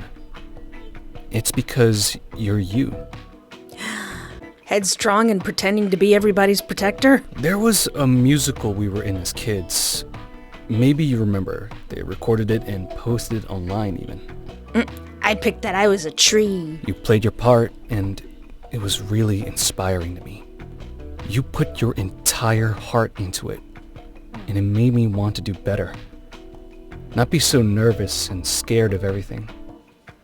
I was an inspiring tree. I'm at a complete and utter loss for words. Did something so minor make that much of a difference? It was nothing, and it meant that much. Thank you, or you're welcome. I don't know. Neither feels right. I'm just being honest. It's a little embarrassing, admittedly. But again, I was a kid. He says that, and yet he was inspired enough to become a superhero like my mother. I think it's cute and very sweet. He covers his face with his hand, attempting to hide his blush in the most obvious way possible. I can't help but egg it on, just a little. I twirl a strand of his bangs, speaking a little more cutesy. Do you know where the tapioca pearls are? He can't so much as form a proper sentence, and instead leads me there as if to escape from my cutesy aura. We spend the remainder of the time going through our respective lists before checking out. Wes even paid for everything, despite the fact that I got less than he did. I tried to insist on going Dutch, but broke beneath his stern gaze. I could tell that he was stubborn enough to hold up an entire line until I gave in. Thank you, I tell him again as we carry our grocery bags out, while he's holding most of them, another thing he insisted on. He's such a gentleman. He's the most forceful gentleman I've ever met. Aw, I'd invite you back to my place to make tea, but my mother was the problem. He goes to say something, but is interrupted by his phone. He pulls it out of his pocket and sneers at it. Sorry, I have to take this. He does, as we stand a little awkwardly at the edge of the sidewalk. There's a series of mm-hms in a row, all more annoyed as the last. He doesn't even bid them farewell before he hangs up. I guess we'll have to cut this short. I have paperwork that can't wait to be filed, apparently. I try to will away the disappointment, opting to be reassuring instead. But what about our boba? No worries. I had a great time. He doesn't respond, continuing to scowl at the sidewalk cracks below. Then his expression shifts. Unless... Do you want to come to the office with me? Chapter 26. We going to the office? Wes is supposed to be handling critical post-mission documentation.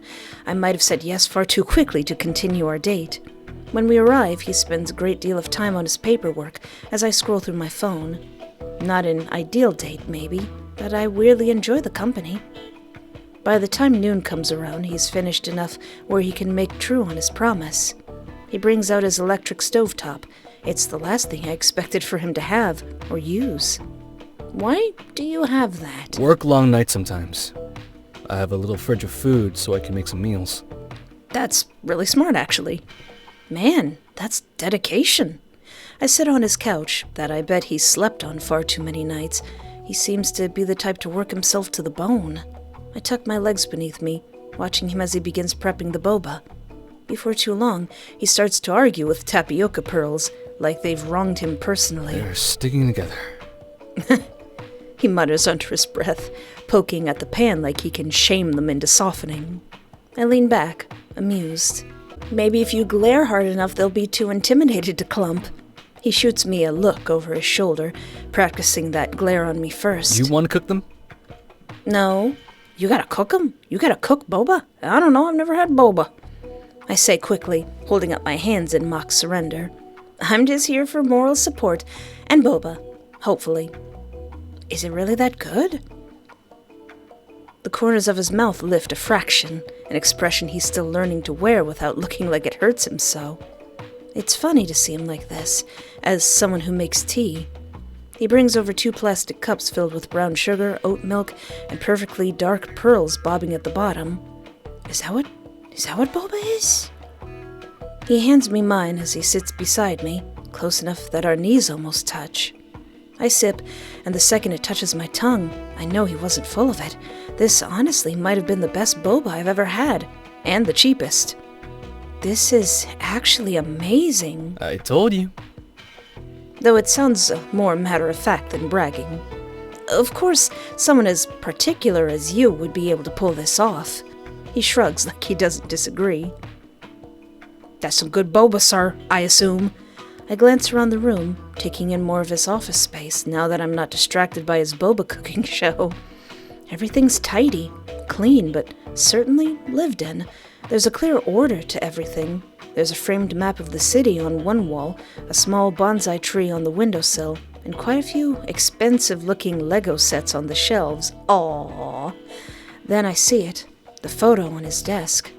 It's not staged, not one of those stiff family portraits. It's candid. Wes is in a hoodie looking a couple years younger. Whitney wraps her arm around him on his left, and on the right, a younger boy placing bunny ears behind his head. He looks like a middle schooler, similar to the scrawny, shy Wes, but far more lively. You never told me his name, your brother. Warren. His American name, anyway. Warren. I watch him, hoping he'll continue. We all have multiple names, which helps with our relatives. We have Vietnamese for my dad's family and Korean names for my mom's family. Oh, neat. What are they? Warren's Korean name is Jihun, and his Vietnamese name is Dien Tam. Dien Tan. Cool. Whitney's are Minh Sa and Minh Tu. Mine are Junho and Hui Huang. Cool. Is that a thing that most families do? That's neat. That's really cool. Your other names suit you so well. Same for your siblings. He exhales, glancing away. He's probably blushing so hard. Warren seems really sweet. He's better than I was at that age. Smarter, braver, kinder. He must love having a superhero for a brother. He doesn't know, actually. It's not really safe. Aw, I guess that does make sense. He thinks Thesis is cool at least. I told him I got a tattoo to match with him. I think he'll find out eventually. He's not dumb. Plus, I'm waiting for Whitney to let it slip at dinner or something. They all have names that start with W. And Whitney's gonna like, oh, by the way, your brother's a superhero. Oops. But I like him not knowing. I don't want him to follow in my footsteps. Why not? Don't you love being a hero? I do. But I'd be lying out of my teeth if I said this job was for everyone. Yeah, he did say his brother was kind of overly kind. He deserves more. I understand where you're coming from. But this job isn't for money and glory for me. It's about doing the right thing. I could always tell you were doing it for the right reasons. There's a pause. Not awkward, just aware. There's something he doesn't want to say, at least not yet. Then Wes clears his throat and stands, moving back to his desk. Want a tarot reading? I blink. Tarot? He pulls out a sleek, black, of course it's black, tarot deck, just matte obsidian cards with gold-etched symbols. Ooh, that's a cool one. I've had these since I was 15. They're in good condition after having them so long. Not that you're old or anything. I'm a year younger than you. Wait, really? Sometimes he does give off the attitude of someone older, though looks-wise he's still very youthful. He sits back down across from me, shuffling the cards with an ease that surprises me. His hands are steady, deliberate. Pick 3. I'm surprised someone as logical as you is into this. I don't know if I believe in this stuff, to be honest. I don't believe in it. They're not magical. Tarot is just a way to practice self-evaluation and get closer to people. The cards prompt people to reveal things about themselves and offer possible solutions. Oh, practical tarot. You take what resonates, and you leave the rest. It's all about interpretation. He instructs, fanning the deck out to me. I guess I just go with what feels right, right? Maybe there is a little magic in this reading. I already know what the cards I'm about to pull are, but I want to hear from him what they mean. I touch the cards, letting instinct guide me. I hand them over and he lays them out on the line between us. The spread is past, present, future. Oh. He turns over the first card. The Tower. Alright, well at least that's in the past. He doesn't flinch. Neither do I. There's something in your past that broke you. He says quietly. Sudden, violent. Something that tore down everything you thought you could count on. Oh wait, are we talking about the past or the recent past? Because yeah, figuring out the guy that you've been crushing on for 2 years is actually your arch nemesis and could possibly have been using you or is obsessed with you to the point of killing people, that's pretty sudden and violent. His name comes to mind, though of course that wasn't the only time in my life things had taken a drastic turn. He flips the second card. The Star. You're healing, though. He says, softer now. It's still raw, but piece by piece, you're finding your way again. Oh, that's good. My throat tightens. Then he turns the final card. The Lovers. Ooh, and the music stops. Oh. For a moment, neither of us speak. The room feels like it's holding its breath. His eyes find mine. They're darker than usual, shadowed with something he's not saying. His voice is low when he finally speaks. This doesn't have to be in romance. Yeah, but it could, he says quietly. It can mean choice. That you're caught between two options. I nod, but I can't look away, bracing myself to ask a dangerous question.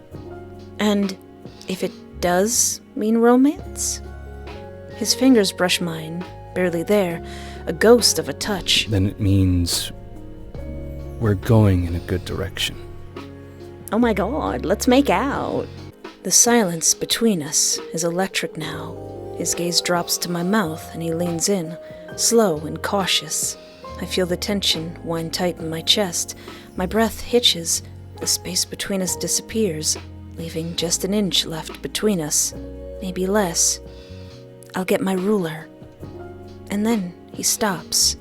His forehead almost touches mine. I can feel the restraint in him, like a held breath, a tight fist wrapped around something fragile. I want to. But should I? Yes, yes, yes, yes, yes! He whispers, voice hoarse. Yes, yes, yes, yes, yes, yes, yes, yes, yes, yes, yes, yes, yes, yes, yes. You should. He wastes no time. It's a slow kiss, not hesitant, but intentional. His mouth finds mine. His lips feel wonderful. There's no immediate urgency, content to thoroughly explore. His hand shifts, cradling the back of my neck now, drawing me in, my fingers not in the fabric of his sweater, holding on for dear life. Our mouths move in small movements against each other, somehow making me more dizzy than if he'd stuck his tongue down my throat. He's skillful in his approach, capturing my lips before moving into more dangerous territory when we both feel more comfortable. My mouth opens as he slips his tongue in, touching it to mine. I feel a spark run up my spine and spread throughout my head. He's good. God, there really isn't much he can't do, is there? He can make boba, he can fight, he's really smart, he can kiss. There's a tremor in his exhale as we break apart, just enough to breathe. His forehead leans into mine again, and his thumb traces along my jaw. I hope it wasn't too soon. I shake my head. No, I wanted this. I know you've got a lot on your plate. I don't want to add to it. But I know what I want. So do I say, certain. I can feel the tension growing more, but I can't make the same mistake twice. I need to take it slow this time. I don't know, I think we can trust him. I think he's good. Even if every part of me doesn't want to in this moment. I sit there, staring at him, at the space he left between us, at the future card, the lovers, still turned upward between us. I should go. I had a great time. So did I. Maybe another time? Absolutely, once I get rid of my stalker. I'd like that. I collect my things, a lump in my throat as I leave, hoping with all my heart he'll reach out to me tomorrow. Chapter 27. The next morning comes and goes quickly. My vision was of a punching bag, and whether it was a self-fulfilling prophecy or not, that sounded like what I needed. If I was brave enough, I would have invited Wes to come with, but something told me that might not have been the best idea. I'd be distracted. I'm in the middle of an intense workout session when I hear my phone ring. It's Mom. Hey, what's up? I hope I'm not interrupting anything important. No, nothing major. Just punching the old bag, just clanging and banging. Well, she says, her tone shifting slightly, like she's gearing up to ask something big. Mother. I was thinking, it's been a while since I hosted dinner. How about you and your friend, Wes, join me tonight? I'd love to get to know him better. Mom! I freeze, my heart skipping a beat. I know exactly what she means by get to know him better. My mom has this way of subtly interrogating people, especially when she's invested in them. Dinner with my mom seems a little soon, more intense than a gym date would have been. I glance at the clock. It's already mid-afternoon. That's cutting it a little close as well. Still, something makes me consider it. he admires my mom, maybe he'd be more willing to come then. Despite everything, I want to see him.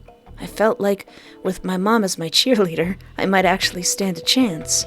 I could feel myself reverting into my old self when I was too far gone in my crush on Nick. But I know Wes is good for me. I know that. Or rather, I hoped that we had some sort of future together. The card said it. I wish I could see that in my vision.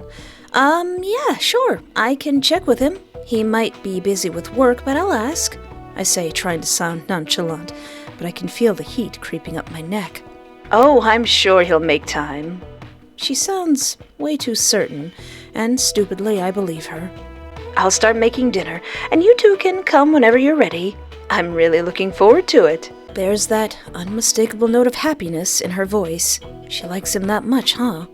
Well, too bad, Mom. He's mine. That's my Kool-Aid, Mother. Okay, I'll let you know in a bit. I'll talk to him and text you what he says. With that, she hangs up, leaving me staring at my phone. I glance over at the sparring mat where I left my gear, suddenly distracted. I feel a cocktail of emotions, excitement, nerves, and maybe a lot, of pressure. I want Wes to come. I want to be able to make this work, but I'm too scared if it's too soon. I still don't know where Wes and I stand, and the thought of moving too fast with him makes my stomach tighten. I call him despite the nerves, throwing all caution to the wind. It did me no favors to be as careful as I was with Nick. I still got screwed in the end, and left to run home naked. That's not gonna happen again, I swear. I at least felt like nothing Wes could do would be half as humiliating as that. The worst he could say was no, right? The line rings for a few moments before he picks up. Hey, everything alright? There's a noticeable amount of concern in his voice. I'm fine. Don't worry, I actually had a question to ask. He just waits, going dead on the other line, making me lose a little of my confidence. Would you, be up for having dinner with my mom and I tonight? Sorry, it's so short notice. Sure. I can come over after work. It'll be a little later tonight.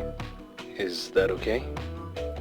I nod, then realize he can't hear that. Yeah, sounds great. See you then.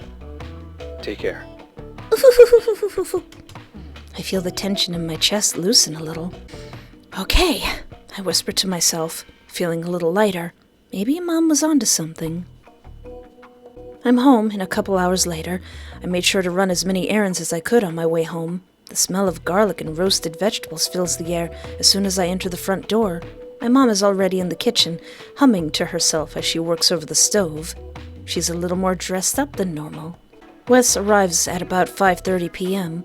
He's in his usual civilian clothes, looking calm and collected, but I can tell he's nervous. His face always hardens when he is, as if he's trying to scold away his fear. It would be less evident if he had his hero mask on.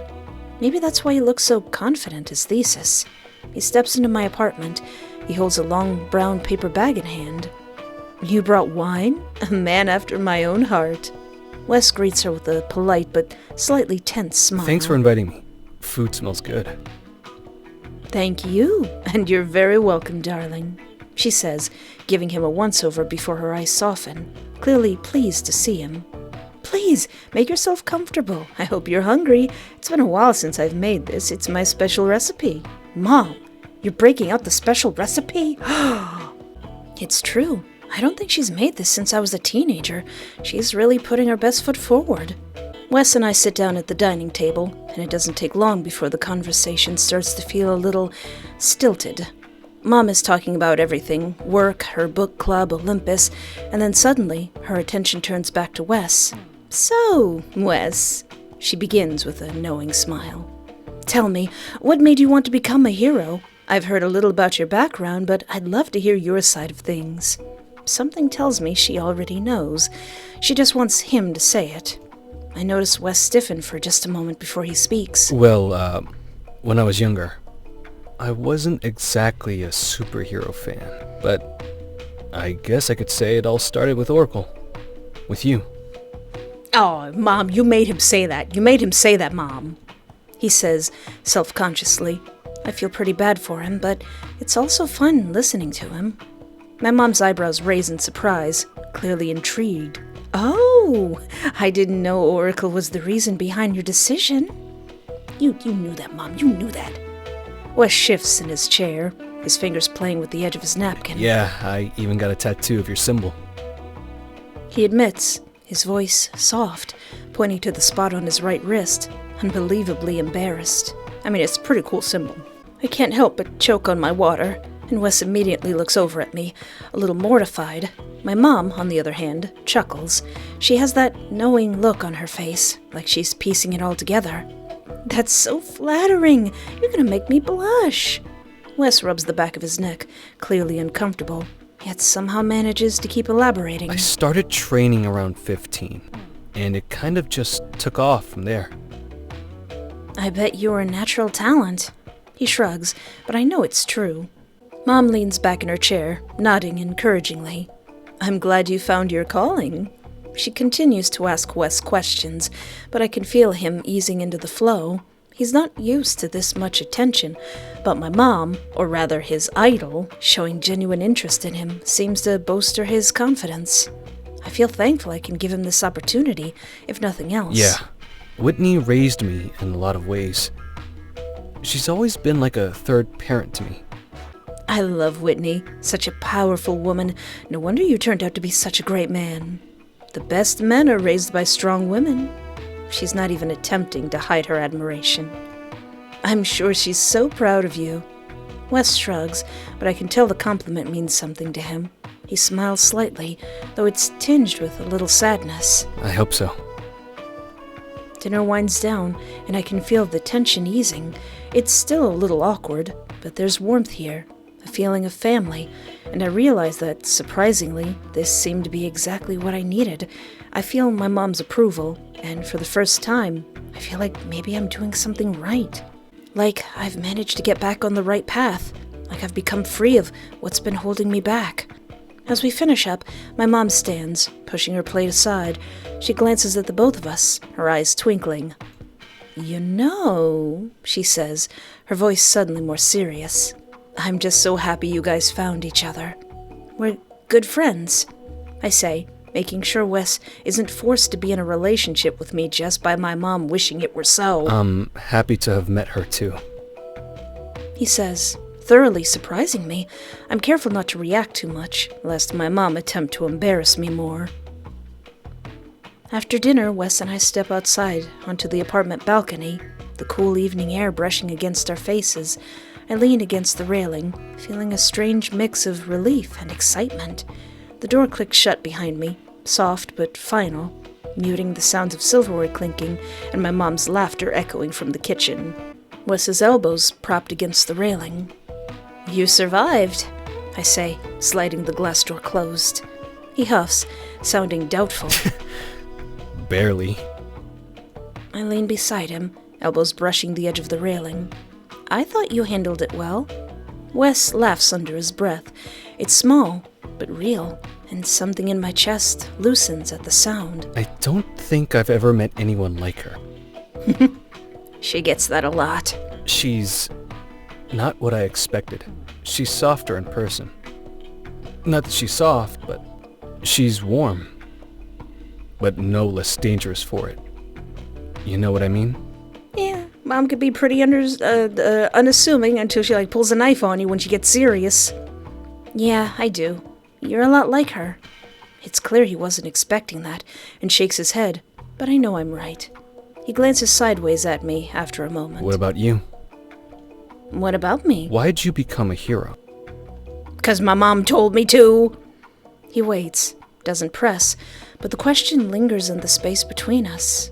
I exhale slowly. I wanted my life to have meaning. I wanted to do good. Have a sense of self-worth. I get that. You've done a lot of good. It's inspiring. I think that's what I chose previously. Regardless of what got you here, I'm glad you stuck it through. Good heroes are hard to come by. And even harder to keep. Thank you, Wes. It means a lot, coming from you. I smile at him, and he appears to lose a little bit of his composure, waving me off. It's nothing. He trails off for a moment, thinking about something. What's on your mind? I've been thinking about us. about our kiss. My heart beats faster. I turn to face him fully, not wanting to get my hopes up. I've thought about it, too. The words seep into me. I want that, too. I was just scared to voice it, but I don't want to let this moment pass me by. I close the distance between us, my hands reaching up to cup his face. He softens at my touch, liking that I took the initiative. Before I can say anything else, he kisses me. It's intense immediately, as something between us ignites. He feels so right. For the first time since we met, it feels easy. His lips are warm, his hands too, as they slide down and wrap around my waist, pulling me closer against him. The wind sweeps over us.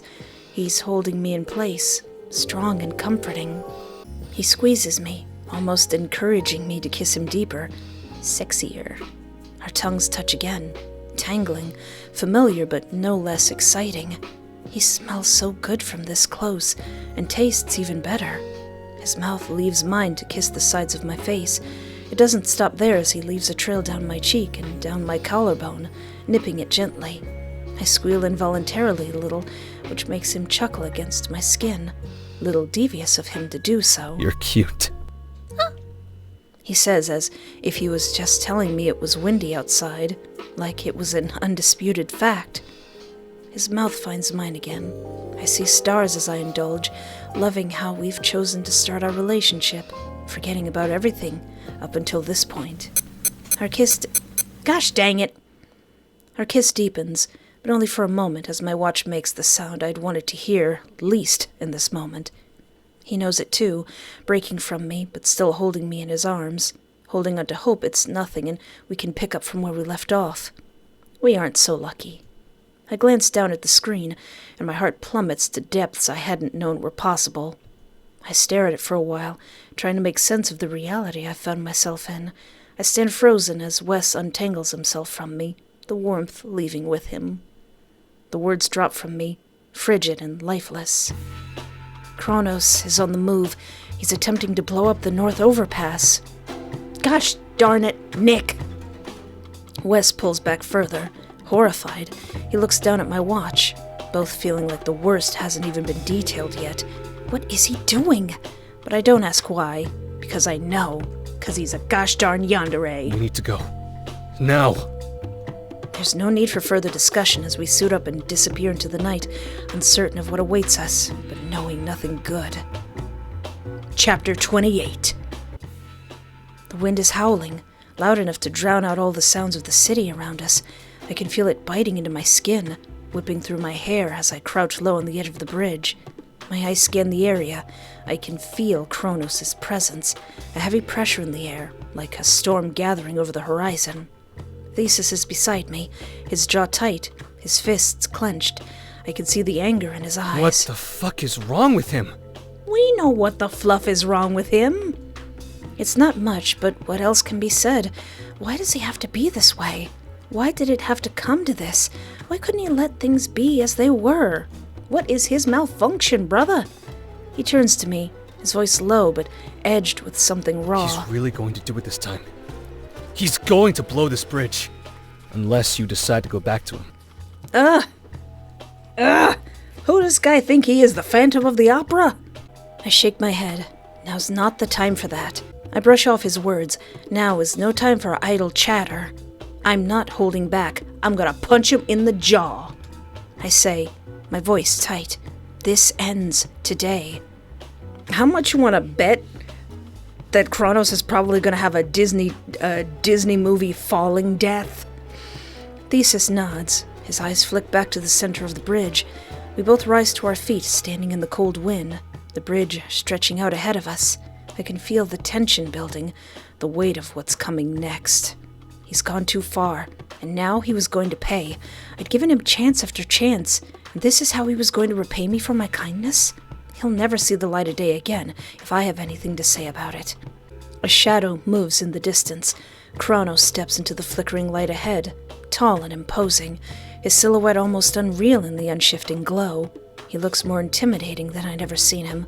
Fear grips my heart, but it also fuels me. Listen, you! Civilians line the edge of the bridge, all tied up, I'll have bombs strapped to them. Gosh darn it, Chronos. 1, I know. Gosh dang it, Chronos! I'm gonna spank you on the butt. Directly on the butt. She doesn't scream. She can't, as her mouth is duct-taped over, but her eyes fill with terror and tears when she hears Thesis cry out. Whitney!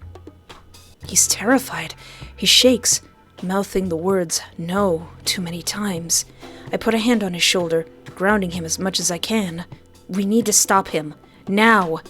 I've never seen him like this, but I need him to find his strength. Be the Thesis I know him as. If he blows this bridge... He won't. We have time. We can't waste a second of it. He nods, understanding. Oracle. You son of a puddin' pop! Listen here, you gosh darn basket of apples! Chronos calls to me as we make haste, the wind threatening to knock us all over. Helping his voice carry across the bridge, there's a tinge of malice in it. Chronos! I reply, my voice dripping in venom. Stop this now, before someone gets hurt! He shakes his head, a bitter laugh escaping him. People have already been hurt. You hurt me. Listen, buddy! Get over yourself. Of course I'd pick someone else over this. Over you. Why does loving you upset you so much? Am I that disgusting? Well, honey, you kinda killed people, and you kinda lied to me, and you kinda stalked me a little bit. Yes. I cut him off, my heart pounding, adrenaline surging through me. This isn't love. You're a psychopath. You're incapable of loving anyone other than yourself, Chronos. I'd never be with some freak like you. Thesis steps up behind me now, his voice fierce, protective. Stop this now. Let my sister go, or I swear to God, we'll make you regret it. You've gone too far now, Pookie. Chronos doesn't spare him a single glance, keeping his attention on me. It's clear to me we've already lost him. I'd lost him that night in his apartment. I may never have had him to begin with. I'm trying to fix this. You need to give me another chance. A real chance. I need you. His eyes lock onto mine, full of an emotion so raw, so torn, it makes me even more angry. Please. I can still make it right.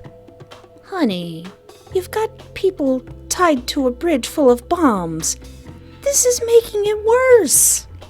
No, you already had your chance, and this is what you decided to do. My choice is made. Your reign of terror, this sick act of yours, ends now. Chronos' body shifts into something far more defensive now. I brace myself for whatever it is he's planning, making sure I can stop the bridge from falling from beneath us. The wind picks up, howling louder, and I feel my heart slam into my chest. It's now or never. Thesis is ready to move, his muscles tensing, his eyes locked on Chronos. He's not going to stop. He's never going to surrender. I don't hesitate. I rush forward. Chronos' eyes widen in surprise. He raises a hand, but I'm already there, too close for him to stop me. With all my power I can muster, I grab his arm and attempt to sling him with all my might off the edge of the bridge. I only manage to get him halfway off the ledge. He looks at me, gaze boring into me. I'm not sure whether I should push or pull away. Before I can make a choice, his weight falls away from me, and his body drops off. Oh no! Disney Channel falling death! I peer over the edge, breath coming fast and shallow, my body trembling with the aftershocks. The mask he always wore slips from his hand as I watch his body plunge into the black water below. I don't even hear him scream as he falls. All that remains is the dim glow of the city lights bleeding out over the river. I gasp, voice breaking. I can't tear my eyes away. I shouldn't feel anything, and yet I stand searching futilely for any signs of life. It's his fault. He made me do this. I had to. I run below the overpass to make sure this wasn't his way to escape. There was an intolerable silence growing as I continued to search. Then I hear it. I hear groans in the distance. Thesis catches up with me before I can investigate. He's breathing hard, his face pale, as if he can't quite process what just happened. But there's a sense of relief. a sense of self he got back after knowing they saved the civilians. It was clear he managed to retrieve Whitney and the others and successfully evacuate them. With Thesis's help now, we were able to find the source of the groans before too long. I see Chronos, sprawled onto the bank, holding himself, blood dripping from his mouth. Oh, he's not dead. Good, I say to Thesis, relieved for only a moment. It feels anticlimactic, like a trap. Oh no, I forgot. Nick is actually really smart. Thesis looks at me, stunned, but he doesn't say anything yet, probably deliberating over what should be done, over whether Chronos has really been defeated. I close my eyes for a moment, taking in the stillness. I approach Chronos cautiously. I see his mask shattered on the floor next to his head.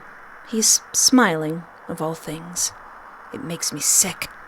Why is he smiling? What is he planning? Have we overlooked something? Have we been outsmarted? As my mind continues to spiral, I watch him for a few more moments. His lips pucker a bit, as if he's blowing a kiss without his hands, before his eyes flutter closed. His faint smile remaining. It's a long while before I move, just looking down at him, expecting him to do something. The wind stirs his hair, ruffling the ends, but his chest doesn't rise. There's no movement. Nothing. I say he dead. I feel Thesis at my side. He asks the words I couldn't bring myself to say. Is he gone? His voice hesitant, just as unsure. I make no move to confirm or deny, to approach or leave. I'm stuck. I should feel relieved. I should feel anything but this cold, gnawing emptiness, still expecting him to pull himself up, to peel back the curtain and reveal that wasn't the end. I blink, my pulse quickening. Please, please be pretending. Let this be your way of making me feel like I'm losing. There's nothing, just this heavy stillness. I take a shaky step forward, and then another. My heart pounds in my ears. I don't trust it. I don't trust any of this. It's too quiet. He'd never have gone out like this. I kneel next to his body, fingers hovering over his pulse point. I can almost hear him taunting me, telling me how stupid I am for believing he'd actually die like this. But I never hear his voice. For a second, I forget what it even sounds like. I stand up pacing. Thesis doesn't even attempt to approach. The sound of sirens grows louder. The city suddenly feels unreal, far away. Time doesn't make sense anymore. Then I hear the voice of a police officer shouting in the distance. Move away from the body! I don't obey. I don't care. A group of officers rush to the body. One kneeling down, another pulling out their phone to take pictures. I keep watching, my heart beat in my ears, until they say the words I've been dreading to hear. Deceased. The officer mutters, after pushing up the sleeve of Chronos' jacket to check for any signs of life. His fingers linger for a moment, but then he looks up, his face neutral, almost relieved. You did it. He's gone. Oh no, my first kill. I stumble back, shaking my head. This is wrong. This isn't how it was supposed to happen. How was it supposed to end? Medics arrive at the scene shortly after, covering his body with a dark tarp. I stand there, frozen, watching as they zip him into a body bag. I should feel something, but there's nothing.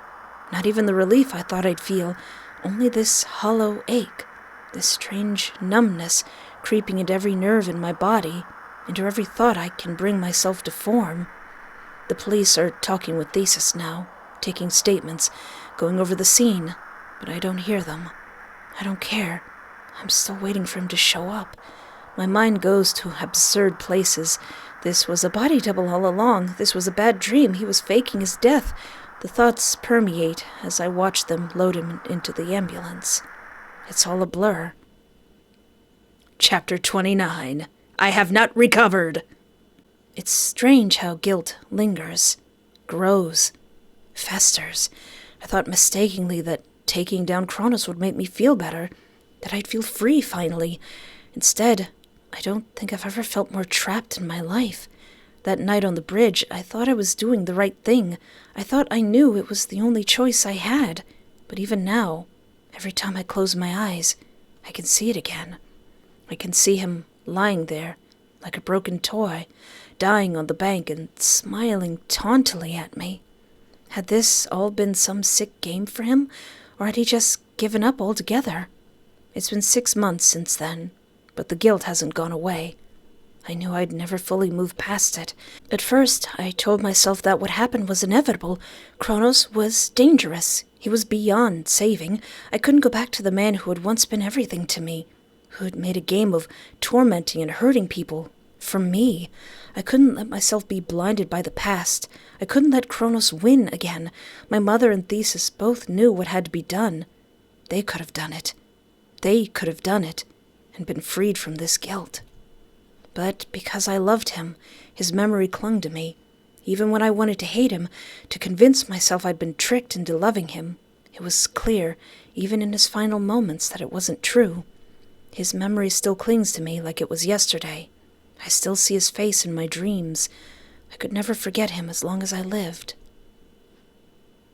I sat in Wes's office one night, giving him some company while he worked.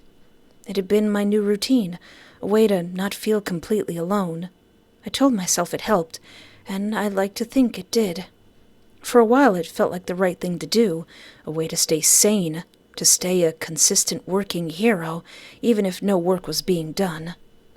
Wes sighed, rubbing at his temples as he sat at his desk. I don't think I can do this anymore. We can always take a break. No, not the work. Us. It was cutting and cruel. He'd always been up front, but there was no warning. The words came out of nowhere, yet had been a matter of time before they were finally said out loud. I shouldn't have been shocked, but I was. His words hit me like a punch to the gut. I wanted to argue, to tell him that we could fix it, that we could find a way back to each other. But deep down, I knew it wasn't that simple. I expected him to stay. No matter what, I thought what we had was enough to survive this. I thought he'd never leave, that he would fight no matter what, like he did. Finally, he looked up at me, and I saw the truth in his eyes. The hurt, the disappointment, the acceptance. I can't keep waiting around for you to figure it out. You changed. And I can't keep pretending I'm okay with it. I wanted to scream, to beg him to stay, to tell him that I could fix it. Truth was, I didn't know how to be who I was before. I have changed, I said softly, my voice shaky, coming to that realization myself for the first time, always feeling it but never having a name for it. Thesis didn't look surprised. He didn't even blink. His shoulders slumped, and for a moment I could see the weight he'd been carrying all this time. I never even realized the toll it had on him. I spent so much time with him, and yet every unspoken thing, every quiet question that lingered between us had been answered then. I know. It's not fair to either of us. I'm sorry, Wes. Thesis, I whispered. I really am. I stood up then. You don't have to apologize. I just wish it hadn't turned out like this. I'm gonna cry, y'all. Me neither. There was nothing left to say after that. I turned and walked out. Now, sitting here, I can still feel the weight of that night, the way it felt to lose someone I cared about. Again. It occurred to me that we both knew good and well why things had changed, but maybe we both hoped it was temporary. But nothing about Chronos, about Nick, was temporary. He was cursed with never forgetting anything, and I was cursed with never forgetting him. I'm Nicholas, though everyone calls me Nick. Why do you do this to me? It's nice to meet you. I look forward to working with you. I got your favorite. Then it's a date. There's nothing to compare. You're hardworking, kind, and absolutely wonderful. You would be here all night if I listed them all. The point is, you'd beat me easily if there was a competition. Can I kiss you? Isn't that obvious? Because I'm hopelessly, stupidly, criminally in love with you. Please, I can still make it right. I love you.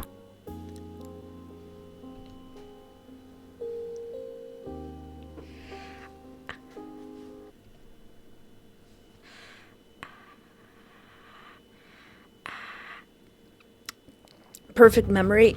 Ending 3. Ouch! Developers! Developers! Who wrote this? Who did this?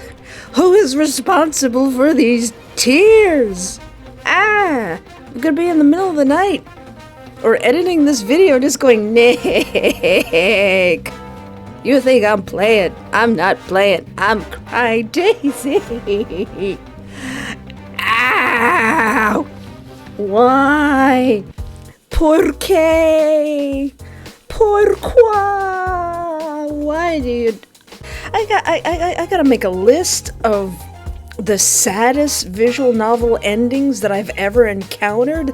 This is right up there with stabbing Michael in Mushroom Oasis and losing your memory of Grimm in Gosh Darn a Date with Death. Give me a minute. Give me a minute.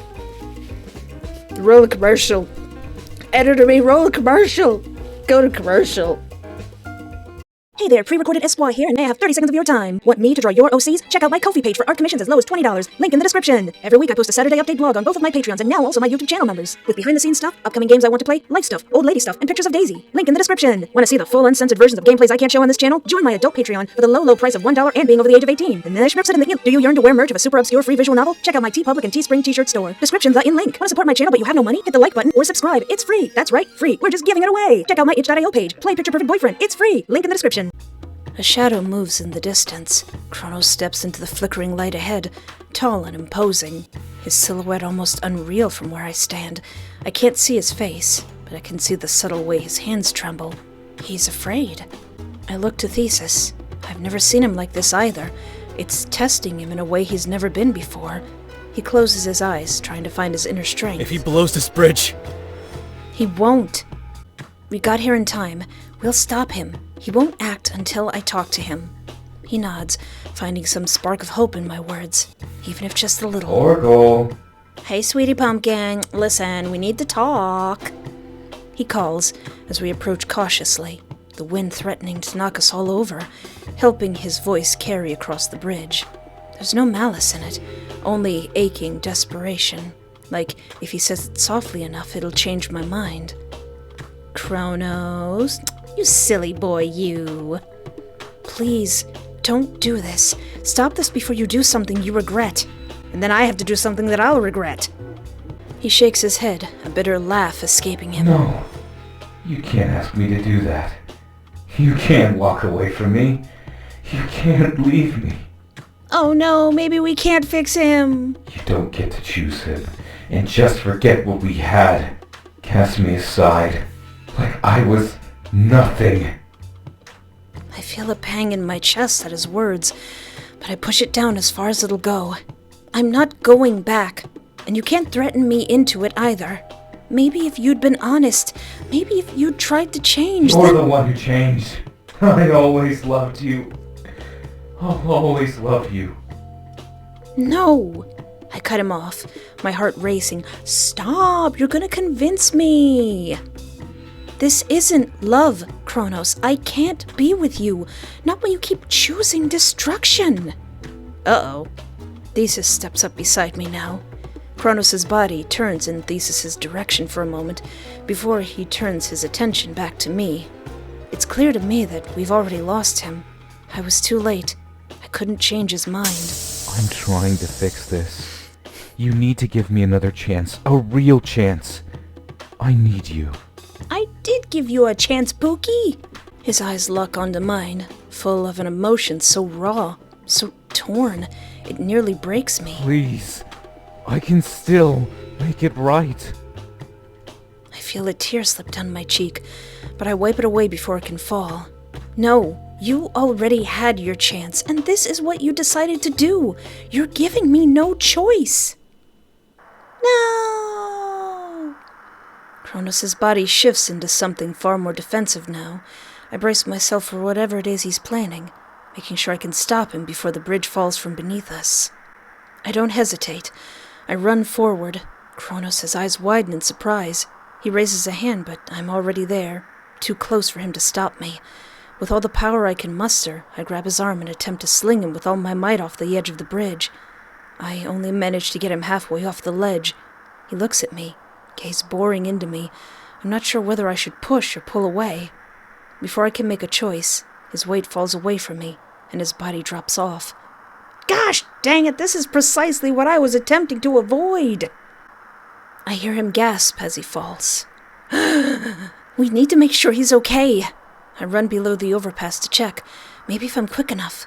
The lump in my throat continues to grow as I search. Then I hear it. I hear groans in the distance. Oh no, hold on. Thesis catches up with me. Is he all right? I don't know. I heard something. Eventually we spot Chronos, sprawled onto the bank, holding himself, blood dripping from his mouth. I'm sorry, I say, although he can't hear me. My voice is raw. Thesis looks at me, his expression softer than it's ever been. You didn't have a choice. I close my eyes for a moment, taking in the stillness. I approach Chronos hesitantly, his mask shattered on the floor next to his head.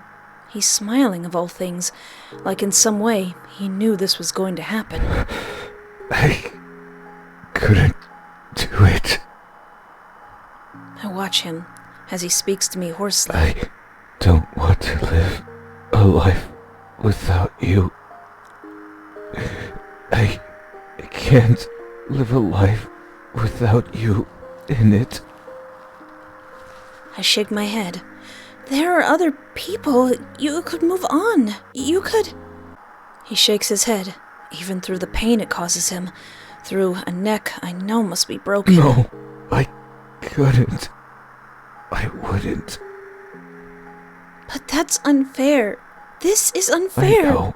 I didn't know how to get you back. I knew I'd lost you.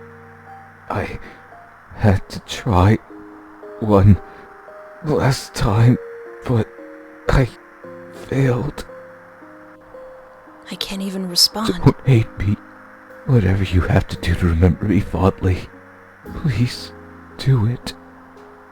I nod as a numbness takes over my body, as if to protect me from something I'm sure to never forget for as long as I live. I'm glad you're the last thing I get to see. His eyes flutter closed then. I watch him, unsure of what to do, unsure if it's really the end. It's a long time before I move, just looking down at him, tears falling between my feet.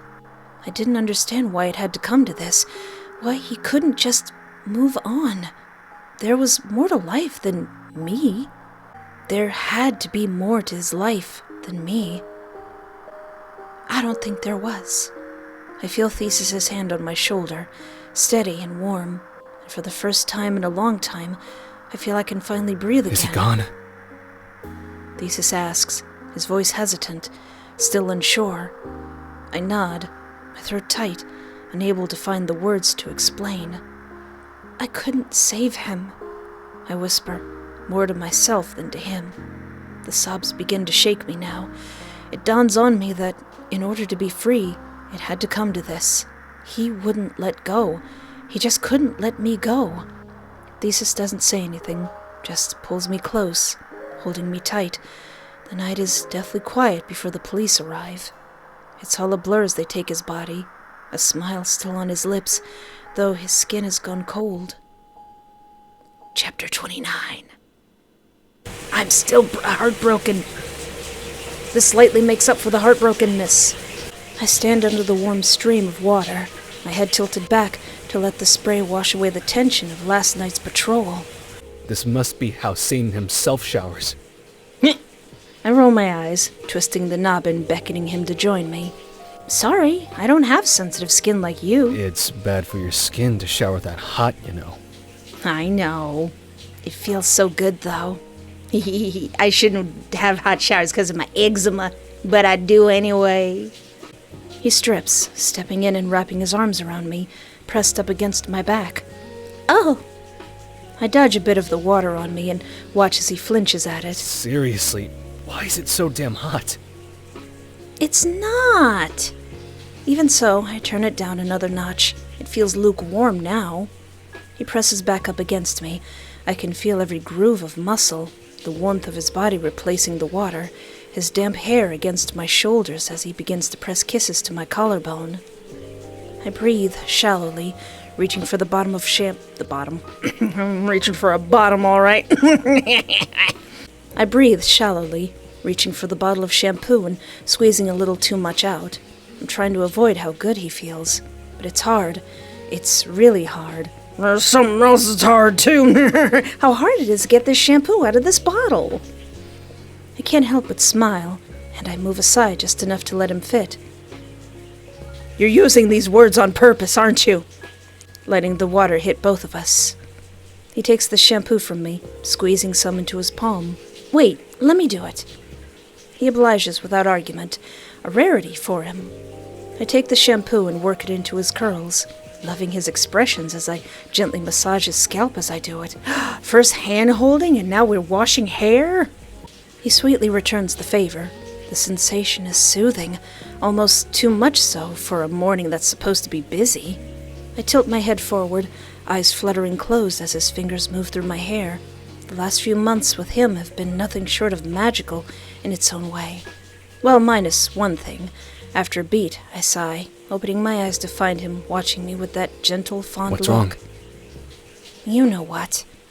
Do I know what? After Chronos fell off the bridge, I was sure that was the last time I would see him, the last chapter in that twisted story.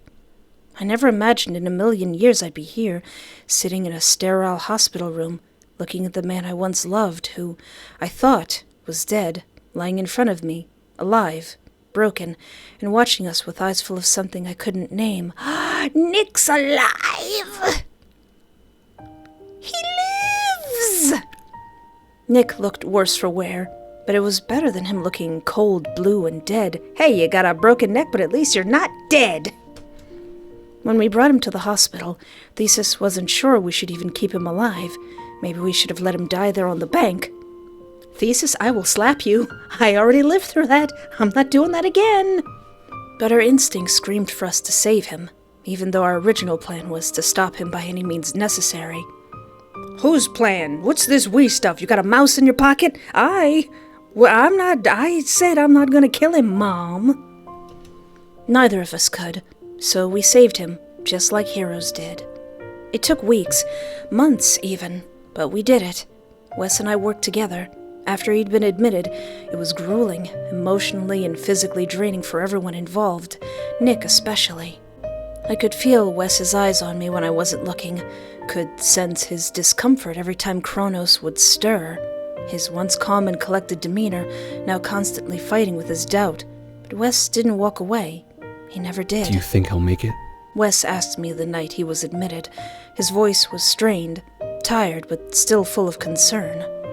I remember glancing at him then. He was standing near the door, arms folded, eyes heavy with worry. I don't think he even wants to, I said quietly. It hurt to say. It ached to know I could have been his reason for staying, for giving up altogether.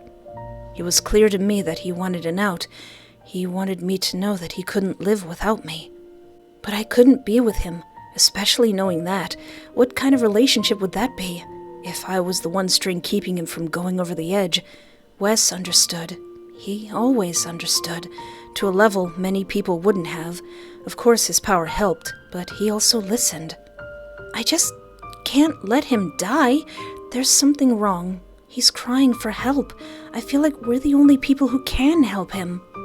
Wes didn't reply right away. He just stood there, watching me. His expression softened, and then he crossed the room to stand next to me, his hand finding mine, steadying me. I get it. I think you're right. It's unfair, but he'd run out of options. I'm with you if you think it'll make a difference.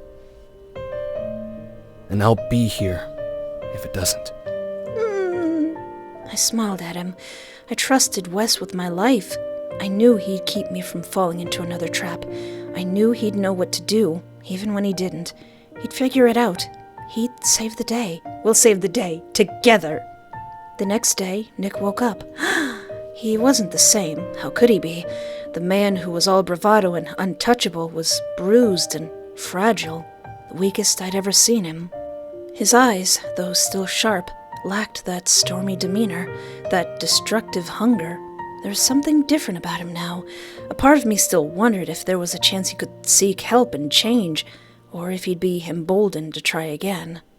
He didn't say much at first, just laid in his bed breathing shallow breaths. When his eyes opened, he immediately focused on me. His lips twitched, like he wanted to say something, but the words were lost, tangled in a mess of his mind. It was a long while before he found the right words to say, but I made sure he knew I was willing to listen when he did. You saved me. I sure did, Pookie. It wasn't a question, his voice hoarse. I stared at him for a long moment, trying to process the fact that he was speaking to me. Of course I did. It was simple, but it was true. There's no way I'd just let him die. It couldn't end like that. 'Cause when it did, it was devastating. He didn't respond to that, but I saw a flicker in his eyes I hadn't expected. I think it was gratitude. It was fleeting, but it was there. He looked terrified. He was fighting a battle I couldn't see. Wes could, though, at least as much as I could guess. I knew Nick, at least I'd like to believe I did. Of course he'd lied, he'd played a role, but there was no way I hadn't met the real Nick. Wes, on the other hand, knew what emotions he was dealing with when he was trying to hide them or be deceitful. Wes didn't say much, trusting me to say what I felt needed to be said, even when it was uncomfortable. He just stayed by my side during all of Nick's recovery, through the physical therapy and the eventual mental therapy. Oh, good. It's always great when a yandere gets some therapy. I didn't want to fix Nick as much as I wanted to mend what was already broken. It was clear there was something he wasn't telling me. He likely hadn't told anyone, and with his perfect memory, it probably made everything much worse than it would be for the average person. It was unbearably hard at times. Nick didn't make it easy. Every time I touched Wes or even looked at him, I could feel his gaze burning into me, full of that same old obsession, the same possessiveness I had once mistaken for love. It was painful for me, too, to see Nick like this, to see him struggle with his own identity, to see the man who had once ruled my heart now sitting in the shadows, unsure of where he fits into my life. And yet, I couldn't help but feel sorry for him. I had loved him once. I had to love him now, even if it wasn't explicitly romantic. I knew I wasn't in love with him anymore. Wes, though, he was patient, steady, and kind, and if I thought I cared for him before, he'd proven beyond a shadow of a doubt that he was who I needed when I needed him. He showed me what it was like to feel safe, to feel cherished in a way I had never known before. He just wanted to be with me in a way that felt free, uncomplicated, a mutual respect and understanding, the ideal partner when the world could be so difficult to navigate. One night, after I'd finished tending to Nick's wounds, ready to leave for the day, I caught him staring at me. Not in the way Wes did, with love and trust, but in that same way he used to, like he still thought I belonged to him, like he still thought I could be his. Come on, Nick, and come on, Daisy. Daisy! Stop! I love you, Boo-Boo. I love you too. She's giving me the slow blinks. I love you too, Boo-Boo. Yes, yes. So, you're not going to come back to me, are you? Oh, Pookie, he asked quietly, his voice barely above a whisper. I can make it all right. We can be the way we were. He didn't even sound sure himself.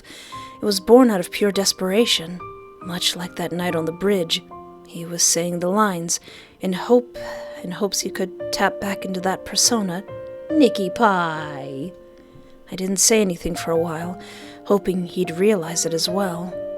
I'm not in love with you anymore, Nick, I said honestly, but no less kindly. I'm with Wes, and I'm happy. He looked at me, And for the first time, I saw something raw in his eyes, a vulnerability I hadn't seen in years.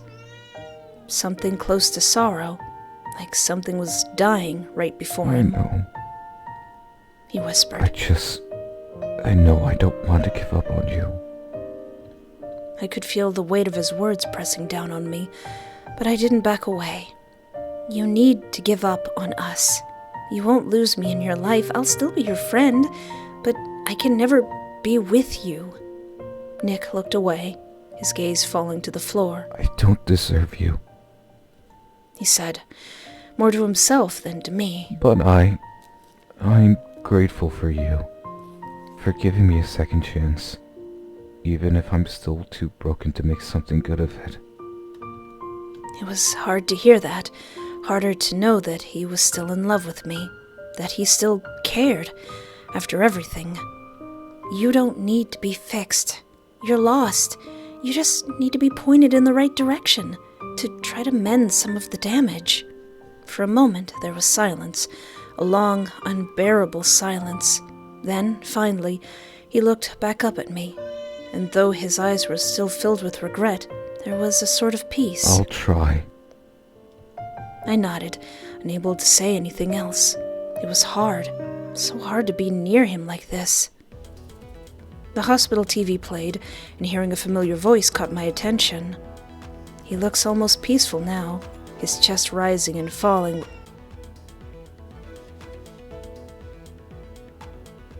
He looks almost peaceful now, his chest rising and falling with slow measured breaths, though his eyes remain half-lidded, not quite asleep. His hand twitches every now and then, the faintest sign that his mind is still awake, still processing. On TV, standing before a crowd of reporters, the edges of his mouth lifting with that same quiet confidence I've always admired. The broadcast cuts between shots of him and a camera zooming in on his face as he answers questions. So, tell us, Thesis. You and Oracle have become quite the power couple. How does it feel to be working alongside them so closely? Thesis doesn't immediately answer, his expression softening, as if he's weighing the question carefully. Oracle's my partner. Not just in a fight, but in everything. They're my anchor, my equal in every way. I'm grateful every day to have them in my life. There's a pause. His gaze flickers to the camera, and his tone shifts just a fraction, softening even further. I love her. And I'm just happy to be by her side. It's us against the world. The raw, unguarded tenderness he expresses without hesitation makes my chest tighten.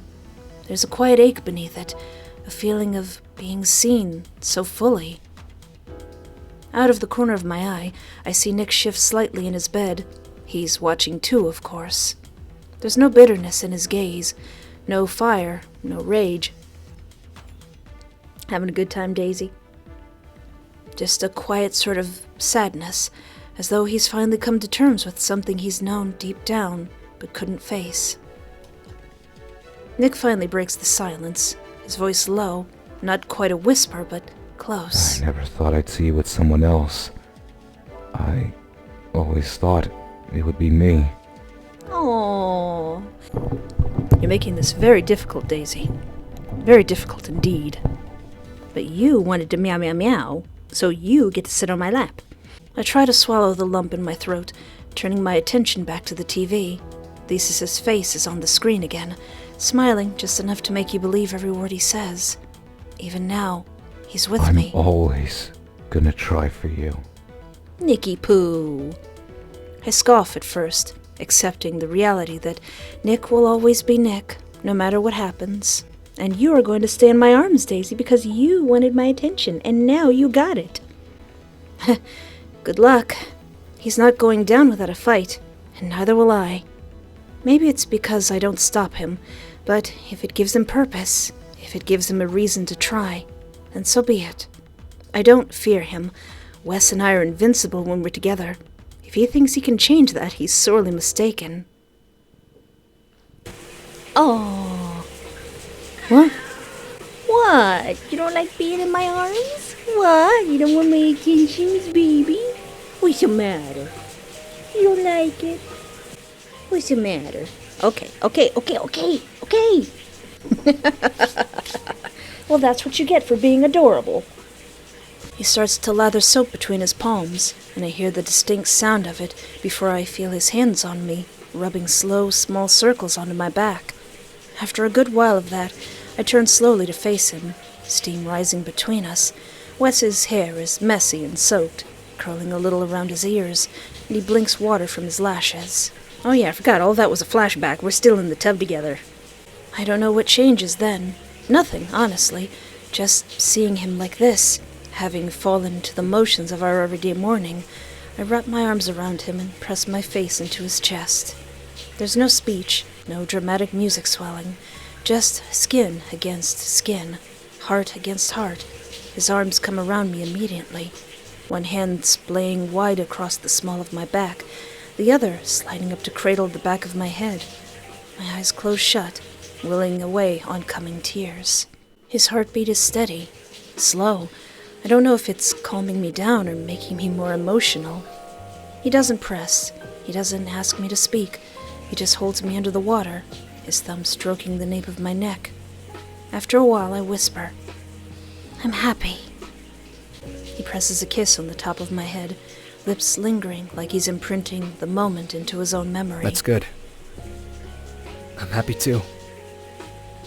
A lump catches in my throat. I hold him tighter, not because I'm afraid he'll leave, but because he's my rock. When I'm haunted by ghosts and enemies, both past and present, if all else fails, if the world abandoned me and shunned my name, he'd be there. The water starts to cool, but neither of us moves. Oh, you must be loving this now. You're one of those sickos who loves a cold shower. It's good for the nervous system. Yeah, but it's still whack. Eventually, he murmurs into my hair. You want me to turn it off? No, I say, just as twisted and sick. Not yet. We stand like that, two bodies held together by warmth and so many unspoken things. The world can wait. The coffee can wait. Nick can wait. All that matters is this, the curve of his chest, his arms locked around my back, the slow, constant rhythm of his breathing. This is all I ever needed. It's all anyone's ever needed. Someone to understand, to care enough to heal the wounds that couldn't be seen. Even a hero like me needed saving too. I hope he knew he could rely on me too. And we could be there for Nick as well. No one was born in this world to be alone. No one was beyond hope, beyond saving, beyond being loved.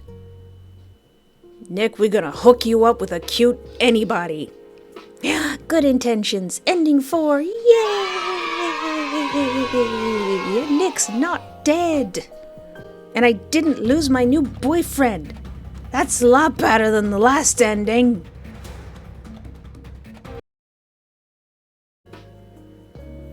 Okay, so there's kind of 1.5 more endings I can get.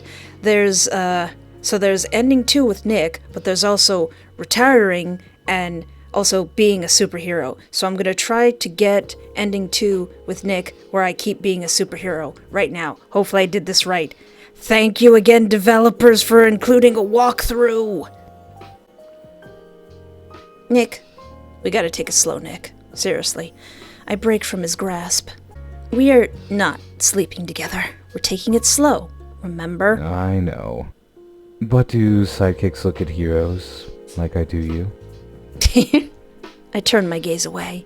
Forget it. Let them move you to another city. I'll come visit or something. Even as I attempt to tell him off, I can't commit fully to my words.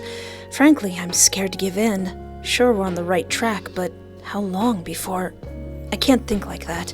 If I'm just waiting for him to fail, then why did I consider getting back with him to begin with? He touches my hand at my side. It undoes all the stiffness in my body. I turn to face him a little. I'm not pressuring you. You just wanted me to be honest. So I am. I never said what I was really thinking before, because I was worried I'd scare you away. Yeah, it sounds pretty crazy. I turned to face him fully this time, each word tearing down another makeshift barrier I put up. It's not that I hate when he flirts, but it just reminds me of Chronos. I keep separating them in my head. He's not either anymore. He's both. One I thought I hated, and one I loved with all my heart. If he's both, did I just hate him less now? Or love him less? I thought Nick was just a persona Chronos had adopted, but what if it was the opposite this whole time? Chronos is the extension of Nick, the man who always been so kind to me, even if I couldn't quite pinpoint where that kindness came from. I want to know who Nick really is. I wonder how far I'll have to dig. I wonder if he'll just let me sift around as I pleased. What would I need to find to be satisfied? Would I ever find the source of his love for me there? Is there even a source to find? Yeah, Nick, why are you so obsessed with me? What did I do? Did you come into my convenience store and I was nice to you that one time? Who I am deep down can't get enough of you. I'll take whatever scraps you give me. I'll be anything that lets me stay with you. Oh, that's so sweet and mildly toxic. It's the truth, and that's what terrifies me. He'd be anything? Why be anything when he could just be you? His entire composure breaks. Be me? Yeah! He asks it like it's totally absurd, like I'd asked him to become a cow and fly. But what if you don't like me? There's an edge to his voice. It's clear that I uncovered something. I shake my head instinctively, despite my previous doubts. There's no way I knew you for 2 years and didn't meet the real Nick once. Have you ever thought that maybe I'd like the real you more? Judging by the look on his face, no, he really hadn't. How horribly sad was that? Nicky Pie, have you seen my list of husbands? The truth is, in order for us to know, we have to try. It might be terrifying to be yourself, might be horrible to discover that maybe you're not meant for me, but you owe it to me to try, to really try. He goes to nod, but he needs to understand what I'm saying, because I won't make the speech again. Because the only way this is going to work, actually work, is if you're open with me. Don't be scared of losing me for being yourself. Be scared of losing me because you didn't try. I don't expect perfection. I never did.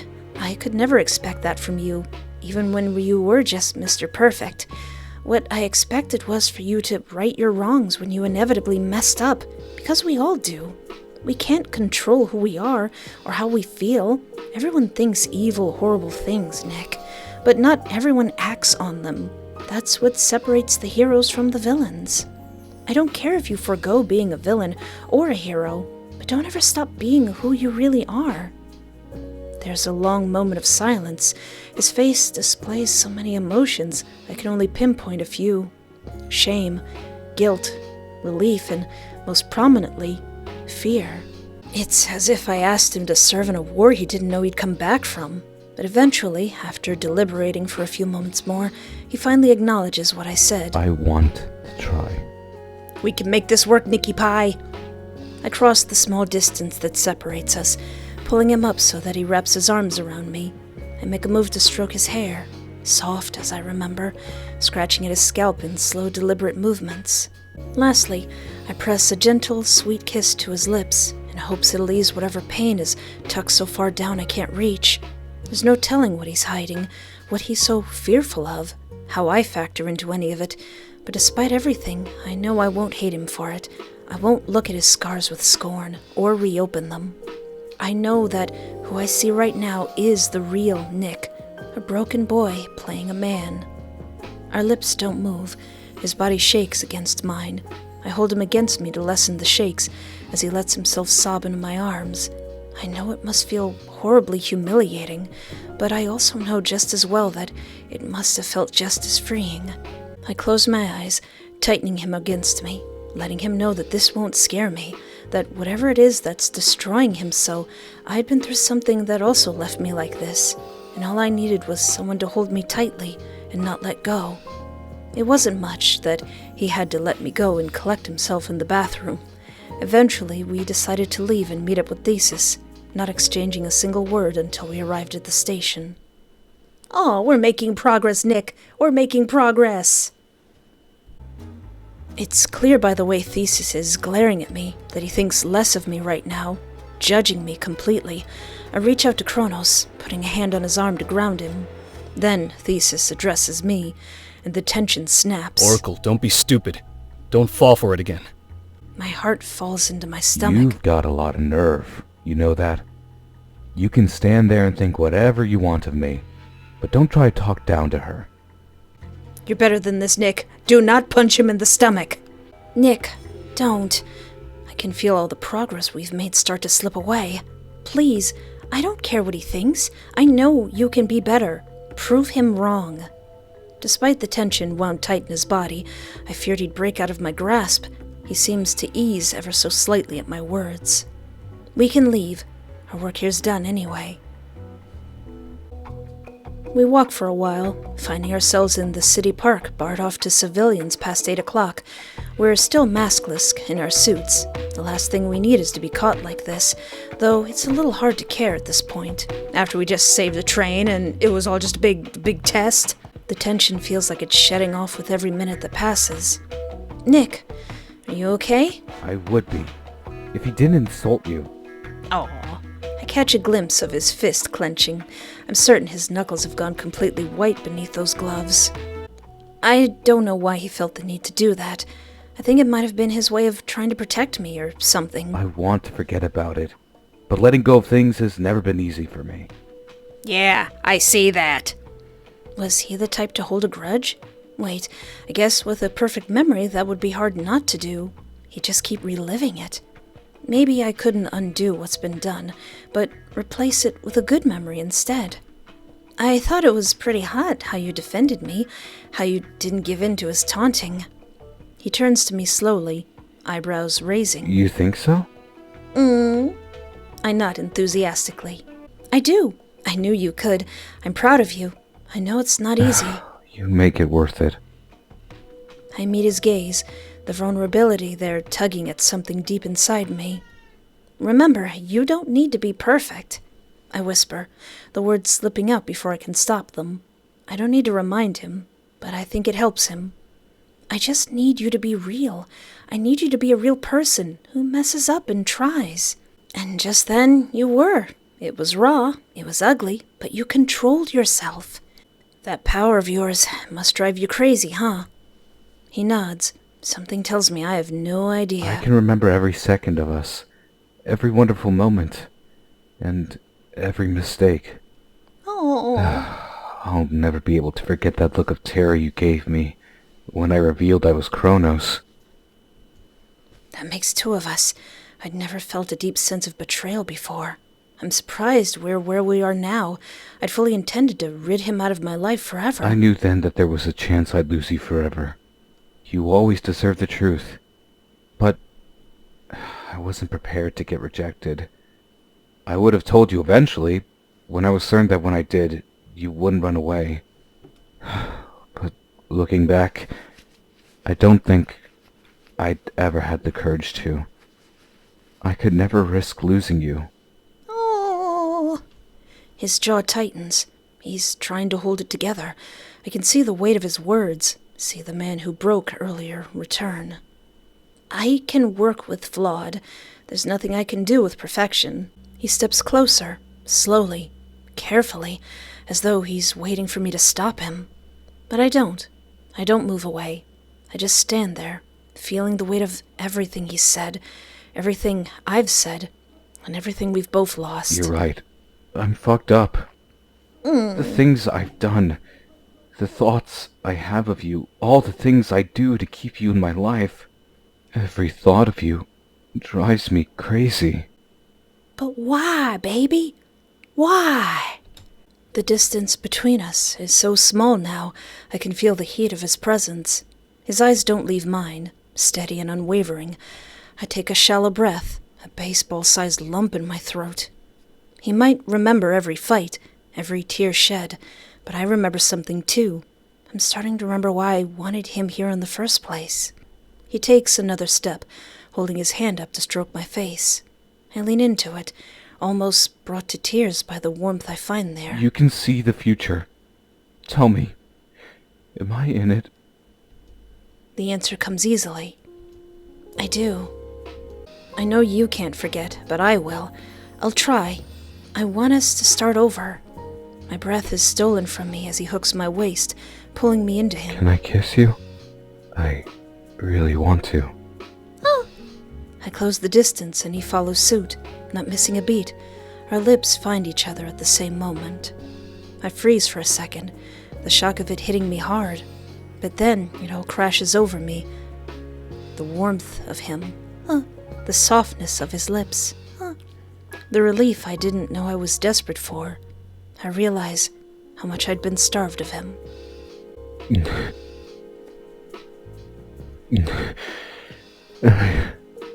I missed you so much. He says between our kisses. He breathes huskily, his voice thick, deep and resonant. Nick, why? I swallow. I'm almost afraid to ask, but I find it in myself to ask because I really don't know why. Why do you love me so much? You saved my life. My breath catches, and for a moment I can't find the words, but my chest is so full, so raw with everything I've kept buried for so long. Is he that thankful for me saving him all the way back then? On a whim? Is that what sparked our relationship to what it is now? It's like he's unlocked something deep inside me, something that was aching for this, for him. Before I can say anything, his lips are on mine again. It's not gentle, it's not slow, it's full of urgency, as if he's been waiting too, like this is the only way he can bridge the distance that's stretched between us for so long. I kiss him back, pouring everything into it, everything I didn't say, everything I felt since we broke up, everything that's been building up inside me. His arm drops to pull me closer, and I respond instinctively, closing whatever gap that's left, never getting close enough. I don't care if it's messy, that we're both shaking. I don't care that the world is still turning, that it's probably too soon. But it still feels right, the rush of it, the storm that surges between us. Feels like it's consuming me, like it's all I can think about. His touch, his kiss, it's everything I've been missing. When we finally pull back, I'm breathless, heart pounding, and the silence that follows feels deafening. Despite it not being, it feels like our first kiss. His forehead rests against mine, and I hear his voice, quiet and unsure, but there's an edge to it that's new, that's different. I don't want to lose you again. I'll die. If you leave, I'll die. Yeah, we've proven that point. He whispers. It's the sort of line you'd read in a romance novel. It fills the euphoria with a tinge of something close to dread. The concept of loving someone so much that you couldn't bear to live in a world where they didn't exist. It was a beautiful concept, yet it felt like a promise, like the truth, or like ending 3. Instead of responding, I wrap my arms around his neck, kissing him, seeking that bliss once again. His kiss finds its way to my scratched cheek, and its way down my neck. I jolt from the tingling sensation, the tension from before all but dissolving. Nick! He smirks against the skin of my collarbone. Son of a biscuit, he knows I like that. Stop. Seriously, we can't do this now. Why not? We have no place to be. Do we? Do you want to do something? Depends on what that something is. I was thinking karaoke. Why don't we try a disco song this time? The bass drops like a heartbeat through the street, and the lights flash gold and violet across the sidewalk. A live band on the corner stage launches into a disco classic. There's a bright horn section, and a beat that makes me move my hips before I so much as realize it. Nick lights up, practically bouncing on his heels. He strikes a pose, one finger pointed toward the sky, hips already rolling. I laugh, breath catching as he pulls me close. Okay, he's got rhythm, there's no doubt about that. The people around us cheer and clap, some dancing, some watching, but I barely notice them. He moves smooth and full of attitude.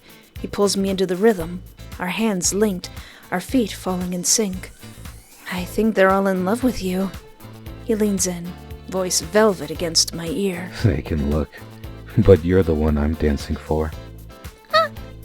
The words settle deep in my chest like a second heartbeat. Then he dips me dramatically, holding me there just long enough to make the world tilt and push me back with a flourish. I match his grin now, giving it my all.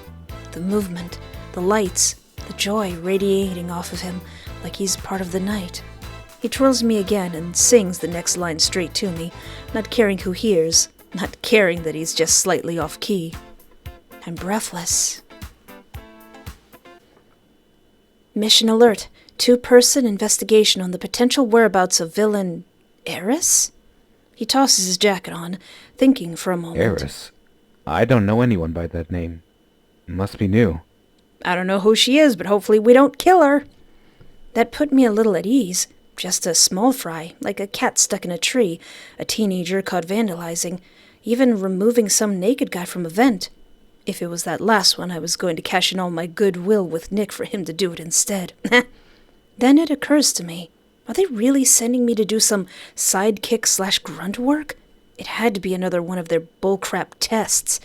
Bullcrap test or otherwise, this was our way to ensure Chronos could be certified, even if it meant doing annoying missions one after the other. Oh, we actually going to do the mission? You probably don't know who Eris is, 'cause she's probably a fake. Chronos crosses his arms.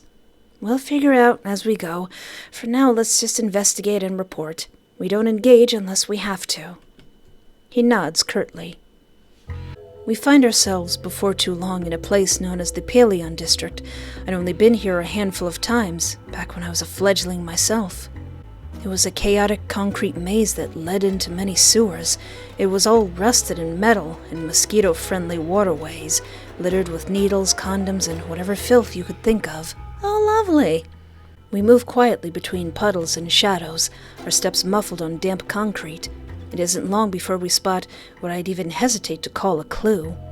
Written, almost drawn into the side of a building, a messy, abstract graffiti with the words, "Live with the death of Oracle?"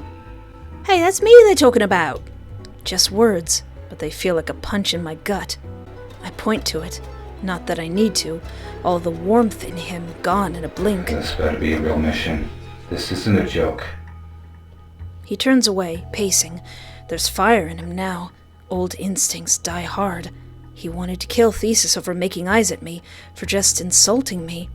But someone threatening my life, that would be harder for him to get over. Even if this was all something Olympus staged, the insult was loud and clear. Wait, they wouldn't, or Olympus wouldn't kill me to like really test him. Like, oh, we don't even need Oracle, this guy's way better.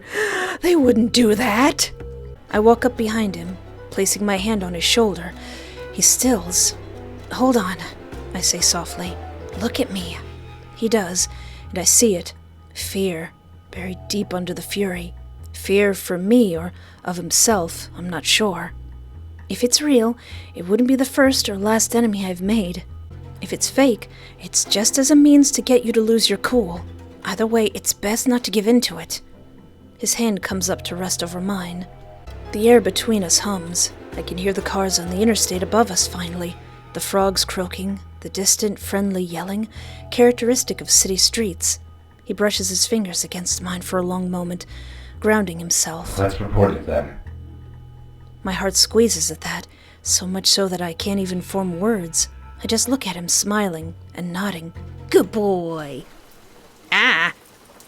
We head back on foot, going down mostly abandoned city slums. The clouds are thick and low.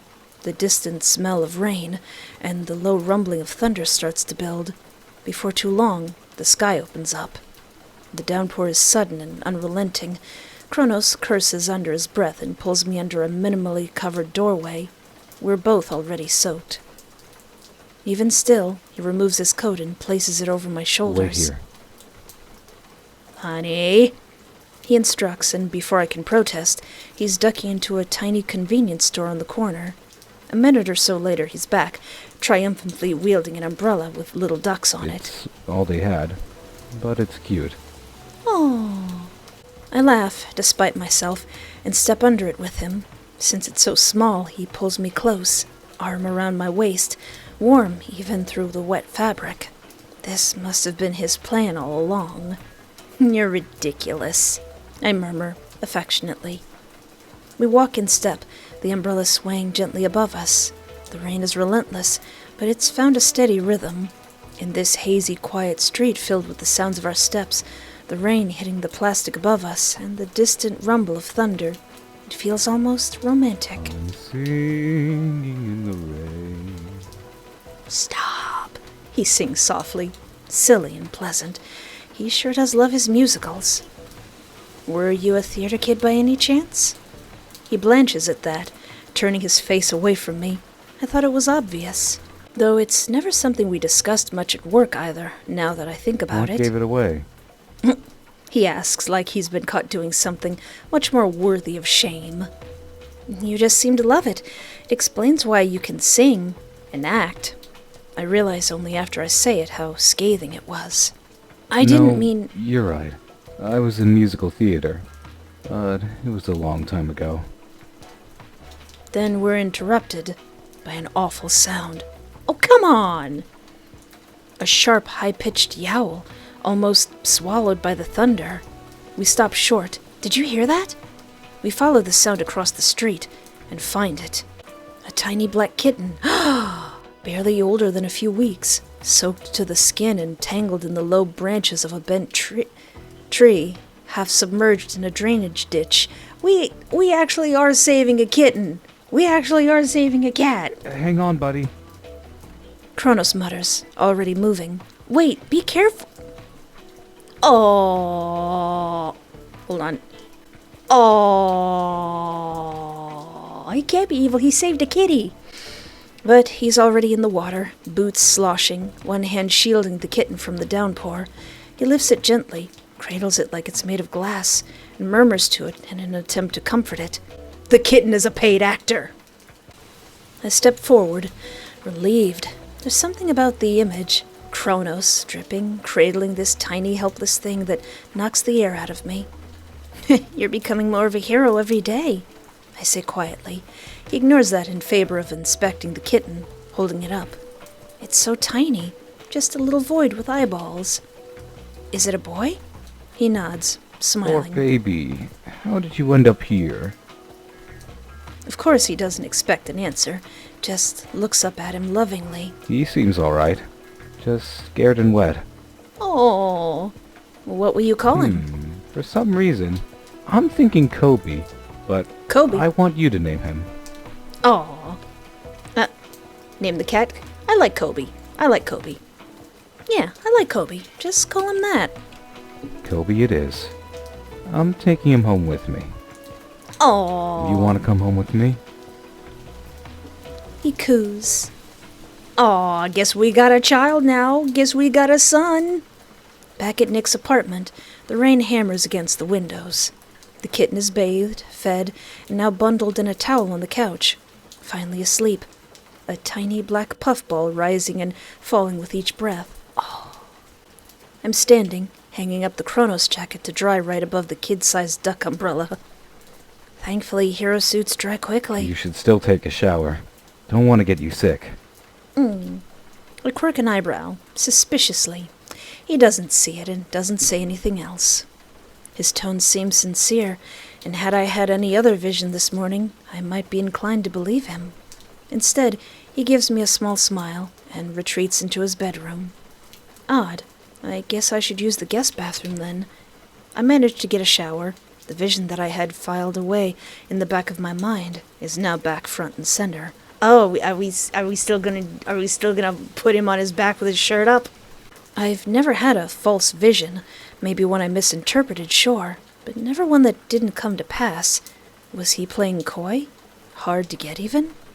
I fiddle through my bag and retrieve my date clothes from before. I step out of the door, the apartment filled with silence. I I peeked through his bedroom door, watching Nick, still in his Chronos attire, sitting on the edge of his bed with his head in his hands.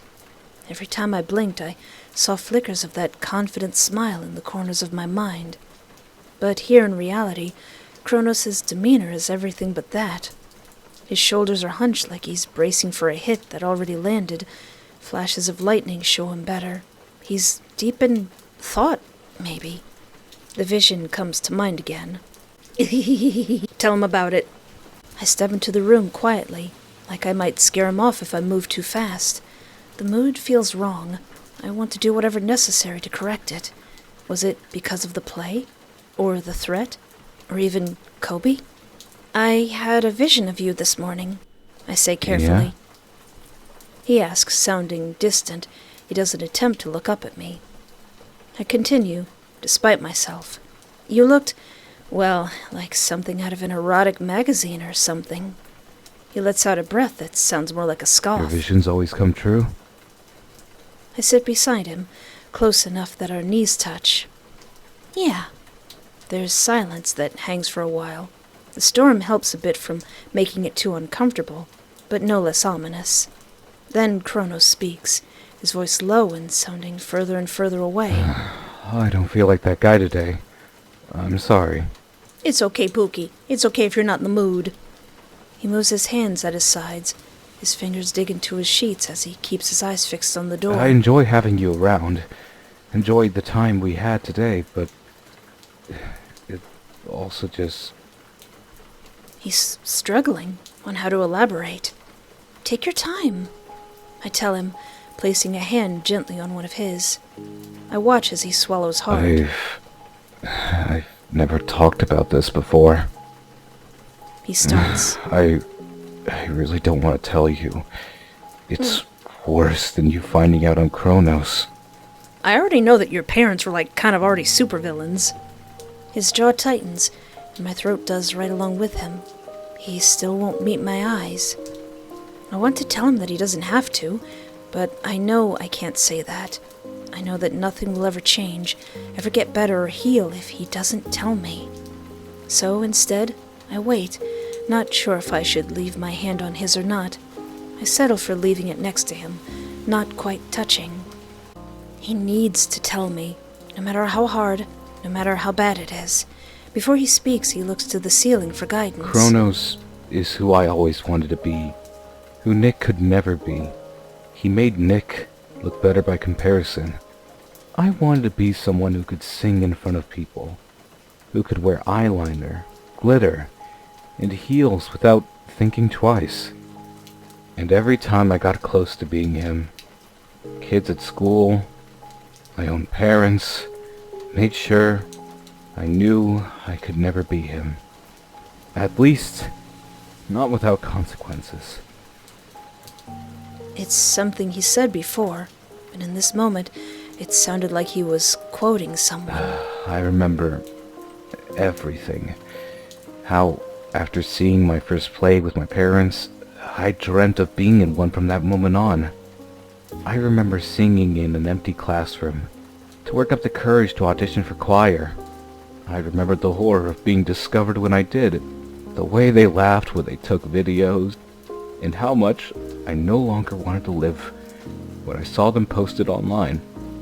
I was taunted and mocked all throughout middle school, first for my eyes, then for being fat, then it was for being gay. It didn't end at school either. I remember when my dad found a script I was working on once and tore it in half. Said theater was for queers. I'd embarrass our family name. I'd end up beaten and dead on the streets. That no real man stood under stage lights unless he was there to fix them. That if I wanted people to like me, I just need to get off my lazy ass and play football or something. Then maybe kids wouldn't make fun of me. I remember how my mother stood behind him when he said those horrible things and did nothing. I'm crying again. Oh, you poor baby. Oh. Did I inspire you as a tree? Did my play as a tree inspire you to be your true self? Oh, I'm crying again. The bitterness in his voice is sharp enough to cut glass. I remember how nothing changed, even when I tried and failed to kill myself. There's a long silence when I'd never be able to break. I'd have sat for the rest of my life if I had to. I remember waking up and seeing white everywhere. Hearing my father shade me. Not hearing my mother say anything. I remember thinking nothing was ever going to change. I felt trapped in my own skin. I wanted a way out, and music was that way out. But it caused me just as much pain. So I wanted to quit. I wanted to pack away all of my dreams and start pretending I'd never wanted it in the first place. I'd laugh at myself before anyone else could. And in the end, I still made myself small. And after a while, I guess I just forgot how to be anything else.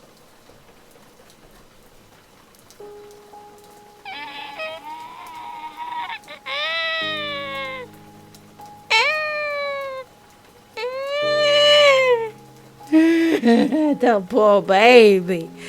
Oh, the poor baby. And there's so many kids out there that go through this. But I'm espoir du vide. And I'm here to tell you, who cares what the world thinks? That's what I'm almost 40 years old. And it took me this long to realize, who cares what other people think of you? Who cares if people laugh at you? You be yourself. Because you're going to attract the right people into your life by being your true self. It's one of the reasons I made this channel. It's one of the reasons why you're here watching me, and I appreciate that. You gotta be yourself, because then you attract true people, and yeah, there's gonna be tons of people trying to discourage you. There's gonna be tons of people who don't want to see you happy, doing your thing, but you know what, forget them. This is your life. All that, that's yours. That doesn't belong to nobody else. Oh, sorry, my mom instincts are coming out, my emotionalness is coming out, but you know what, you can't let somebody dictate the direction of your life. You can't let somebody make you sad and question yourself that much. And I'm kind of happy for Nick. He found his light. He found his light of hope that helped him move forward. Unfortunately, that light of hope was us, and now he's kind of crazy. But still, he found a reason to keep moving forward. I'm gonna go cry some more now. Finally, he looks at me, and it was like seeing him for the very first time. My chest aches for him, stings, as I can't even begin to imagine all those things that tormented him, that still torment him, as if they were happening right now. That musical you were in, do you remember it? I begin to gape, thinking back. I remember it. Yeah, it's what made me fall in love with music. It changed my life. He nods knowingly. You saved my life. He said it before, but I knew then. It wasn't that time at the high-rise he was talking about. That musical you were in, I'd watch it on my laptop while I recovered. Your performance saved my life. I was the most enthusiastic tree. I take his hands and hold them in mine now, steadying myself, as much as I'm doing it for him, like something's threatening to come out that can never be put back in. It changed everything for me. It made me want to try, even when it felt hopeless. I wanted to at least try again. The bullying never stopped. My parents were never stellar. But it got better in small ways. I joined theater, met friends who shared my passion. I lost weight by the time I started high school. I even had a girlfriend for most of it. Eventually, I'd become a top scholar, an attractive kid, a star. I realized all I had to do was play the part of someone who had it all together. And eventually, I was that person. I played the role of my life. I played the role of someone worth loving, and whoever Nick was disappeared right along with it. Everyone loved me more when I wasn't me. Nick did die back then. Or at least I thought.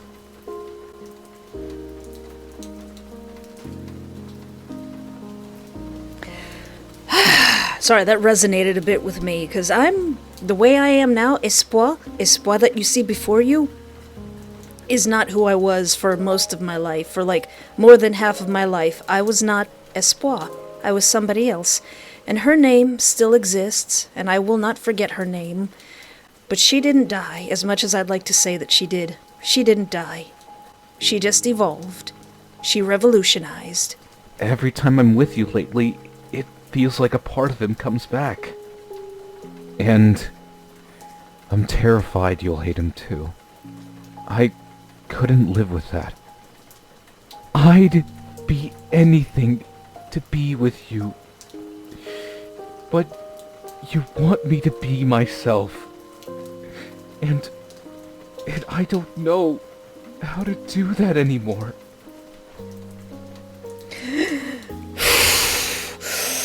I can get through this. I can get through this without crying a third time. Editor me, if I do cry a third time, please put it on the screen that I cannot. His breath hitches, tears spill, and he shuts his eyes, but it hardly wills them away. I wrap my arms around him, and thank God he doesn't try to pull away. He collapses into me, burying his face into my shoulder as the dam finally breaks.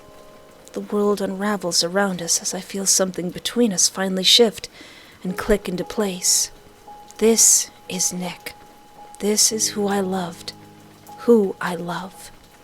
I kiss his shoulder in return, rubbing his back in long, soothing strokes. I love you, Nick. I always have. Thank you for telling me. I know it was impossible to do. He can't even form words now. I stroke his head, falling back onto the bed behind us, pulling him with me, letting him rest on top of me as I soothe him continuously. The storm outside rages on. I hold Nick in my arms, his body trembling against mine, the cold, sleek fabric of his villain suit pressed tightly into my skin. He's always been the enemy, the villain, the one I was supposed to stop. Yet here we are, tangled in each other's arms, the weight of his history and my role as his adversary, all but forgotten. His breath comes in shallow gasps, each one trembling as he nuzzles closer into my chest. His hands are shaking, his fingers clenching at my suit like he's afraid to let go, like he's afraid to be seen this way. He's too vulnerable and uncomfortably human. I run my fingers through his hair, soft, as if the simple touch could smooth out the chaos in his mind. His eyes are closed, his forehead pressed lightly against my collarbone. The rain beats against the windows, relentless and cold, but here, in this small space between us, there's warmth, one I want to protect more than I ever had before. If Espoir had someone to protect, I'd be invincible. You don't have to carry all this alone anymore, Nick. My name is Espoir now instead of Oracle. I say softly, my voice barely audible over the thunder. It's a quiet promise, one I wish I could make him believe, one I'd keep, no matter what. He shifts slightly, his face tilting up to meet mine. I see the rawness in his expression, the cracks in the facade he's worn for so long, the mask of invulnerability slipping away. I swallow hard, fighting the swell of emotions in my chest. I would be sobbing right with him. I pull him closer, my arms tightening around him. You don't have to say anything. You don't have to explain anything. Just know, I'll be here. His chest rises and falls in a ragged breath. As I instructed, he doesn't say anything. Instead, he clings to me like I'm his anchor. The weight of the years, the mistakes, the regrets. He's always been alone with it. I hold him, offering him a safety he's never had. I gently tilt his chin up, and his gaze meets mine. searching and desperate.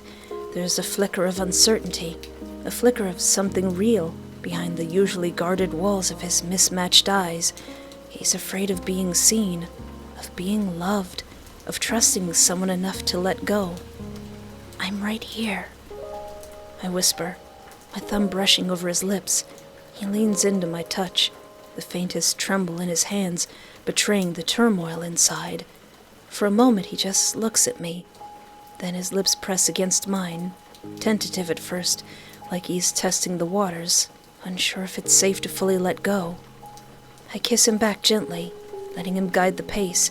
His hands slide up to my chest, the cold touch of his fingers slipping beneath the fabric of my clothes, seeking warmth, seeking something to hold on to. I place him on his back. Oh, he's not wearing his mask this time. He's not wearing his mask this time. Message! The symbolism. He's not wearing his mask. Oh, I'm crying again. My vision comes true. I take it in for a moment. It looks so different now. Then we shed our clothes as if they were nothing more than burdens.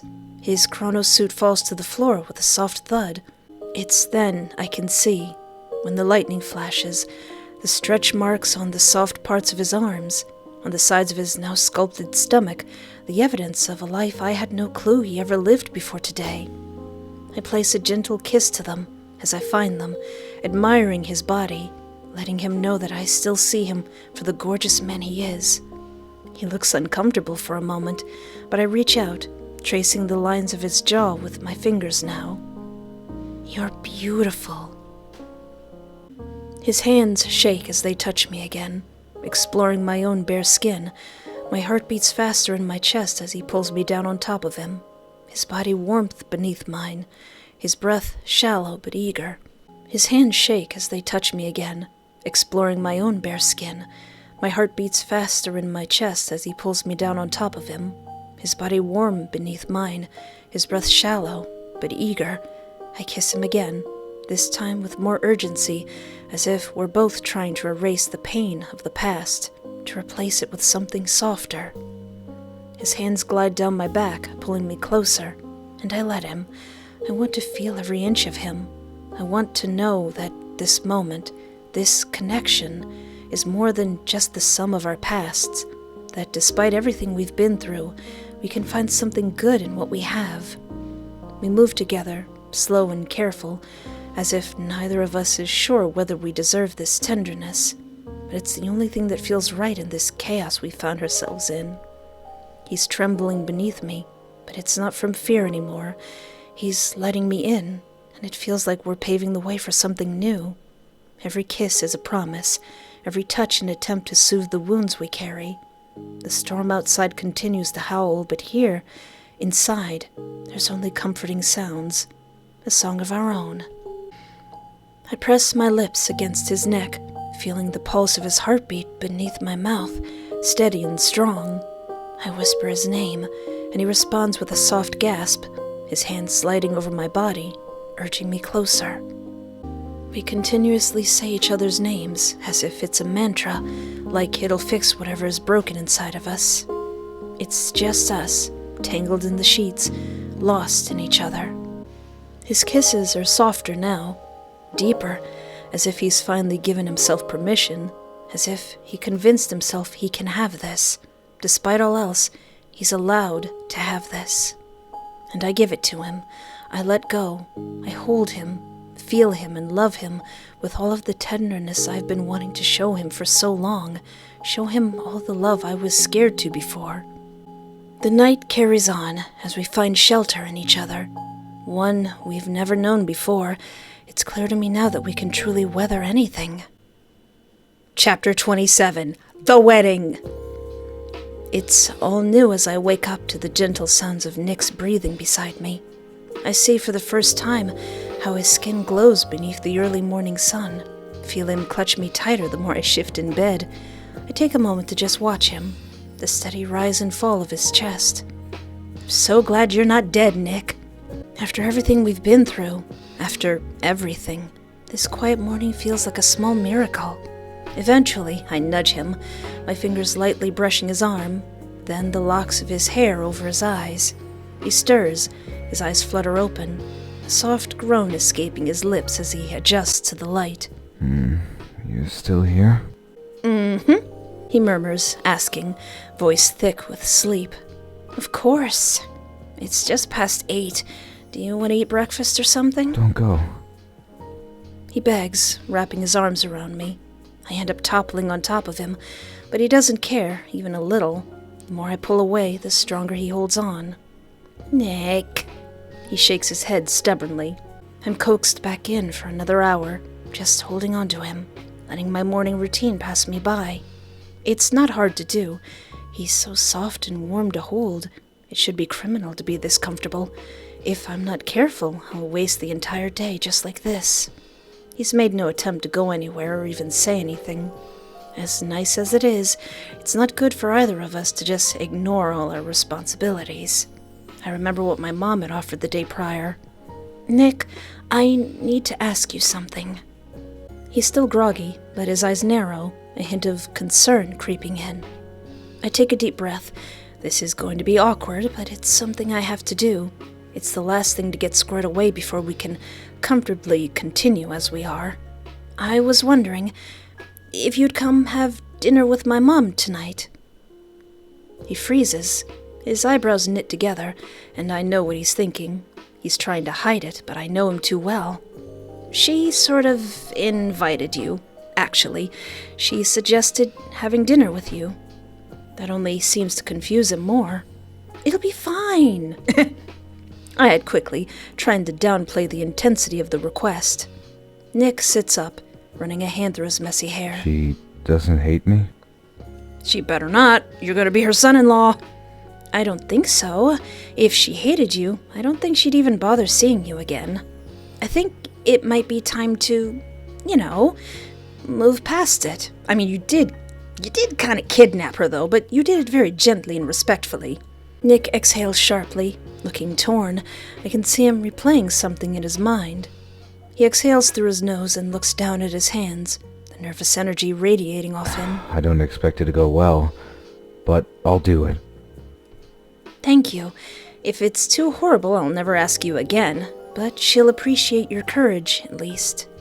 Nick finally looks up at me, a small, almost rueful smile tugging at the corners of his lips. I try not to laugh, though it's hard. He knows this is the least he deserves. He's gone too far then. It was time to make amends, once and for all. Just one more obstacle.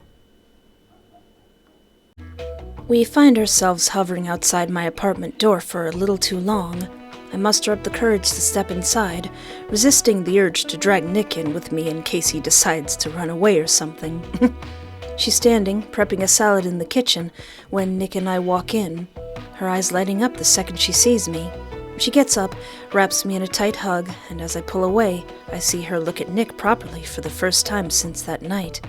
Her gaze transforms in that way it does when she's sizing someone up, but there's no coldness there, just the quiet intensity of a mother who wants to see what I see in him. Nick? She says, after a beat.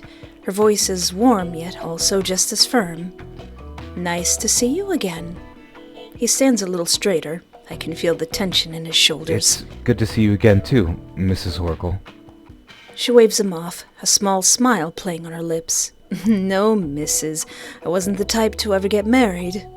I can feel Nick relaxing slightly, but he's still tense. His gaze keeps flickering between me and her, like he's trying to gauge her next move. I didn't poison your food, if that's what you're worried about. Nick jumps a little at that. It seems that was a big concern of his. Have a swa eat some if you don't believe me. Dinner is, predictably, a little uncomfortable. Okay, agonizing, at first. So much so I start to think that this was a total mistake. But eventually, the polite smiles become ones of amusement. The few too many pauses become natural dips in the conversation. Nick chews on his lower lip raw, as if to avoid saying anything that might put him in an even deeper hole. I mean, you did kind of kidnap my mom, Nicky Pie. I can't help but watch them both, silently rooting for them. My mother is sharp enough to see the little things, Would she be able to see the change I see in him too?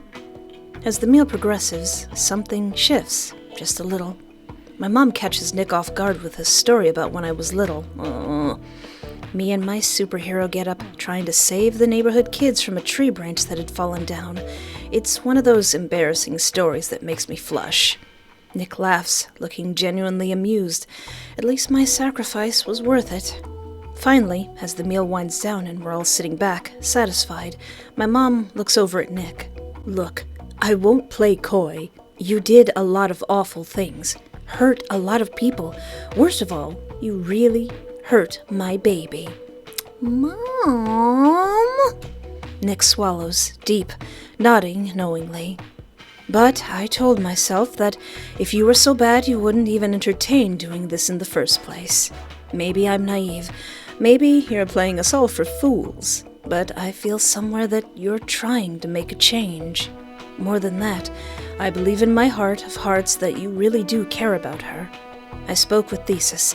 He seems to believe that, despite everything, your heart seems to be in the right place when it comes to her. Now we're both shocked. Thesis said that? He did. He wouldn't lie about this, even if it would be more beneficial for him to do so. I'm not exactly sure what she means. Beneficial how? Nick's face softens, his shoulders dropping as he exhales, something like relief washing over him. I'm trying. I really am. He really is trying. He's trying to revolutionize. I want to protect you both, even from myself. I kept my promise. I never told anyone your secret. Mom smiles, and there's the smallest amount of warmth to it. I know. Just prove it. That mouth of yours has done you no favors. She says, no real judgment in her voice. It sounds like she wants him to laugh. I feel a knot in my chest loosen, and I finally let myself breathe. We're going to be okay. Never perfect, but okay. You're not wrong. She leans back in her chair, her expression thoughtful. I guess you finally took down Chronos, huh? She asks, laughter in her voice, almost proud. Oh, Chronos went down all right. On the bed. Nick and I share a glance, then nod together, my hand finding his under the table. It feels like a weight has been lifted, like we've crossed another threshold. Yeah, I say softly. We both did. I squeeze his hand, and for the first time, I can tell that my mom truly believes it. Nick stands beside me, hovering, like he's trying not to crowd me but can't help it. His fingers brush against my back and linger. He's still not entirely okay with me putting space between us lately, and I can see it in the way his eyes keep glancing at me, waiting for me to make the next move. Thanks for coming, Nick, I say, my voice a little stiff. It feels like I should say something else, but the words don't come. Mom's already made her point about everything. About us. About him. About how we're not enough yet. Nick shifts his weight, his lips pulling tight before he pulls me into a quick hug, pressing his cheek against the side of my head. His breath hitches a little, and I feel the pulse of his heart, rapid and nervous. He starts to say something, but stops. I feel the tension radiating from him, like he's holding himself back from saying too much again. He promised me we'd take it slow. He promised himself he would. I pull away slightly to meet his gaze, my hand still on his arm. It's okay. You can head back. I promise I'll text you later. My voice is steady, but I can feel my stomach doing somersaults. I don't know how to let him go right now. Nick hesitates for just a moment, his eyes searching my face like he's trying to figure out if he's allowed to stay. And I want him to. I really do. But I know that's why I shouldn't let him. He nods, but there's a part of him that still looks unsure. He leans in and kisses me lightly on the cheek, lingering a moment longer than he should. I give him a kiss on the lips, not satisfied with just a cheek. I'll see you soon. I'll see you soon. Oh, we're taking it slow. We're taking it slow. It hurts a little for him to not say he loves me. I know he does, but it feels like a lot very soon. I love him too, but it doesn't need to be said, at least not this casually. That'll come naturally to us with time. Before he can say anything else, he turns and walks towards the door, his footsteps heavy, almost dragging. I watch him leave, my hand still resting on the doorframe long after he's gone. The house feels quieter without him here, like the silence has filled the space and refuses to leave. I strip down to my pajamas, toss my clothes into the laundry basket, and pull the blankets over me, hoping sleep will come easily tonight. But it doesn't. Dang it. I toss and turn in bed, staring at the ceiling, listening to the creak of the house settling. I can't stop thinking about Nick and the way he looked when he left. That look in his eyes was too much for me to handle tonight, like I'm hurting him any time I put distance between us. Even the smallest amount. I don't want him to feel like I'm pushing him away forever. It's just clear he needs to learn some boundaries, needs to get used to us existing separate from each other, even if we're a couple. I'm just trying to do things right this time. A soft sound pierces the silence. Clink. My heart skips. Then it's followed by another clink, then a faint tap against the window. My body goes tense with instinct, then with excitement. No, keep that instinct. We know what happens.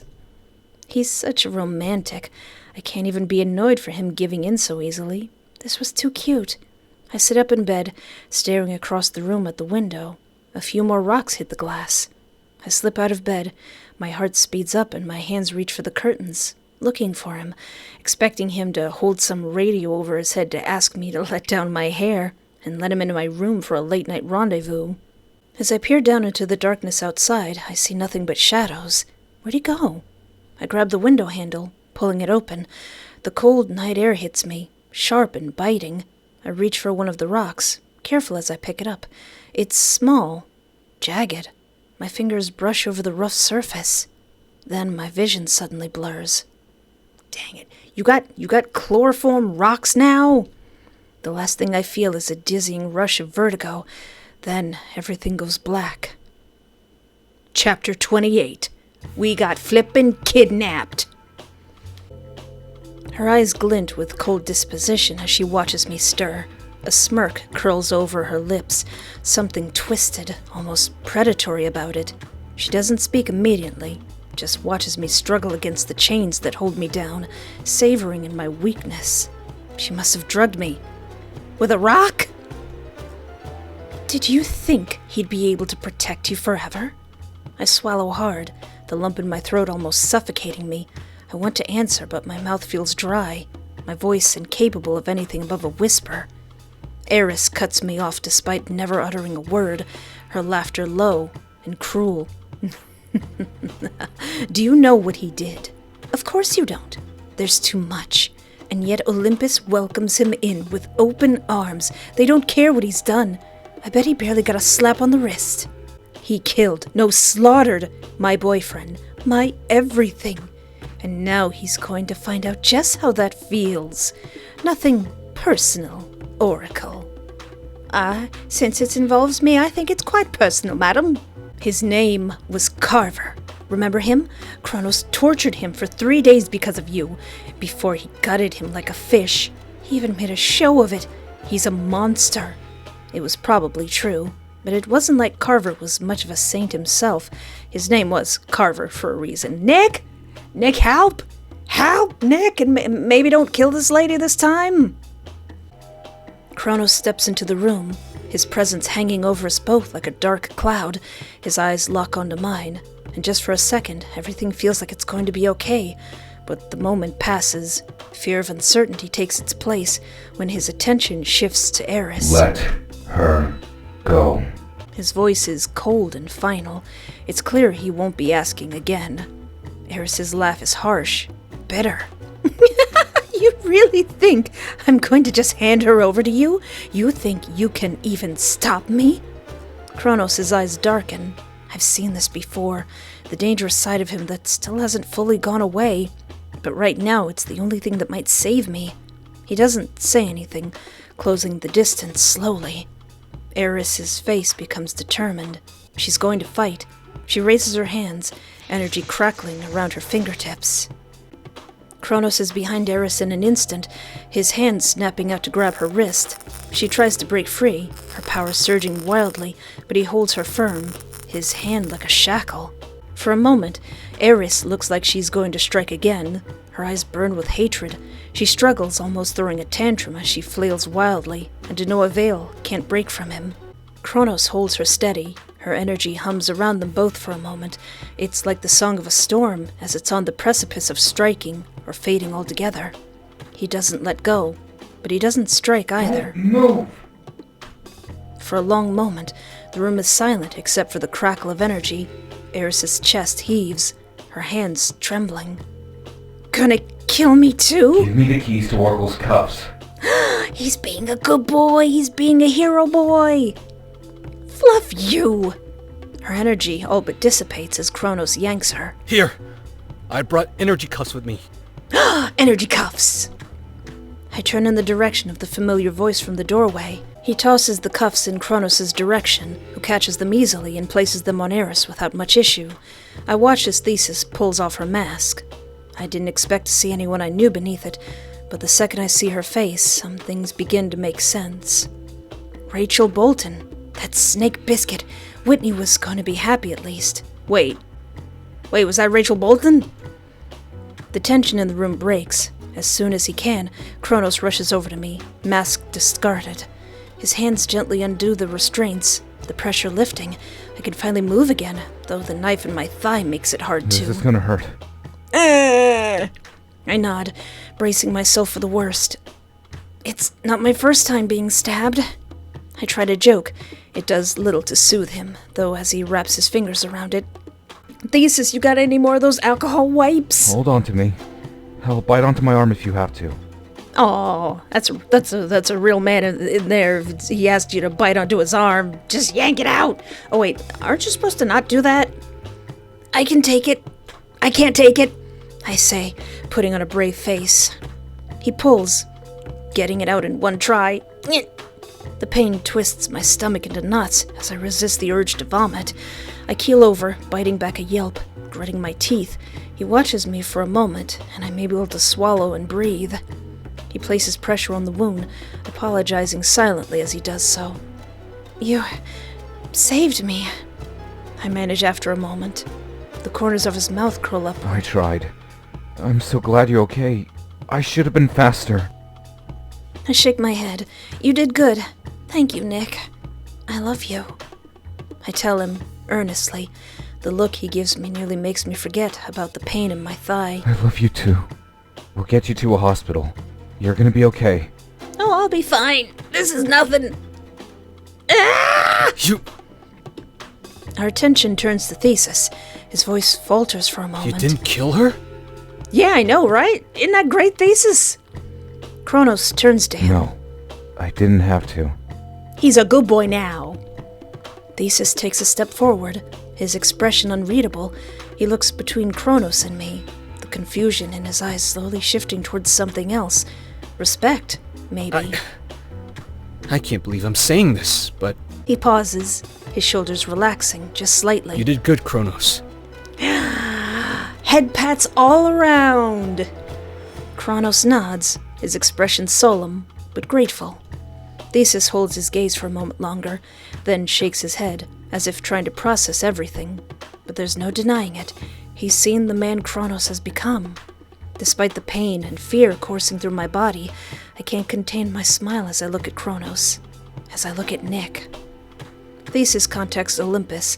They take Eris and get me some much-needed medical attention. I still can't get over the fact that was flippin' Rachel Bolton. For one thing, the sleazy reporter lady not only has a supervillain boyfriend, but she's also got electric powers, and she's just walking around and we didn't know that? It's as simple as calling a hero to heal my wounds. I'm practically good as new, though the scar still remains. Once the dust settles, it's just us three left to pick up the pieces. This doesn't mean you're a hero. Yet. But you're on the right track. Baby steps. Small steppy. Nick turns back to me, smiling knowingly. Then, we've got more training to do. It's a promise. He's staying. But, if you're a hero, that's gonna make things harder for us. As a couple, I mean. Thesis gives me a passing glance. I'm sure your boy will figure something out. And Nick doesn't disagree. He's right. Nick would never let me go. He'd never live in a world where we couldn't be together. Hot off the presses. Make Chronos your sidekick. Yeehaw! I couldn't be Oracle without Chronos. I need him to stay with me, especially when no day is guaranteed. Whatever you decide to do, you know better than I do. But you both seem happy. And I guess that's what matters. Thank you, Thesis. He looks confused, but he shouldn't be. He helped us get this far, in a sense.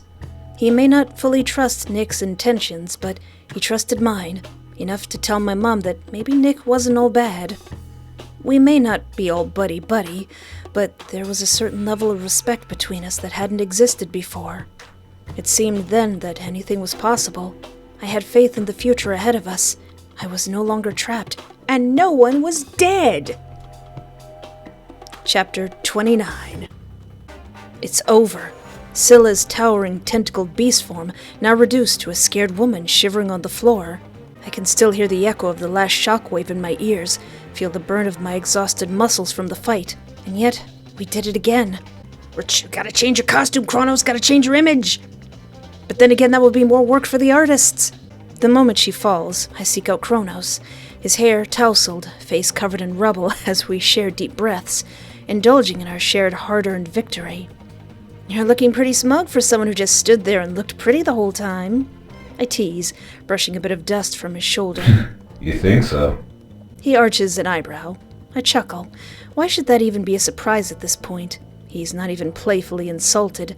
I'm sure he heard pretty, and his mind went blank. I roll my eyes as I scan the wreckage around us. Olympus is... I just got it.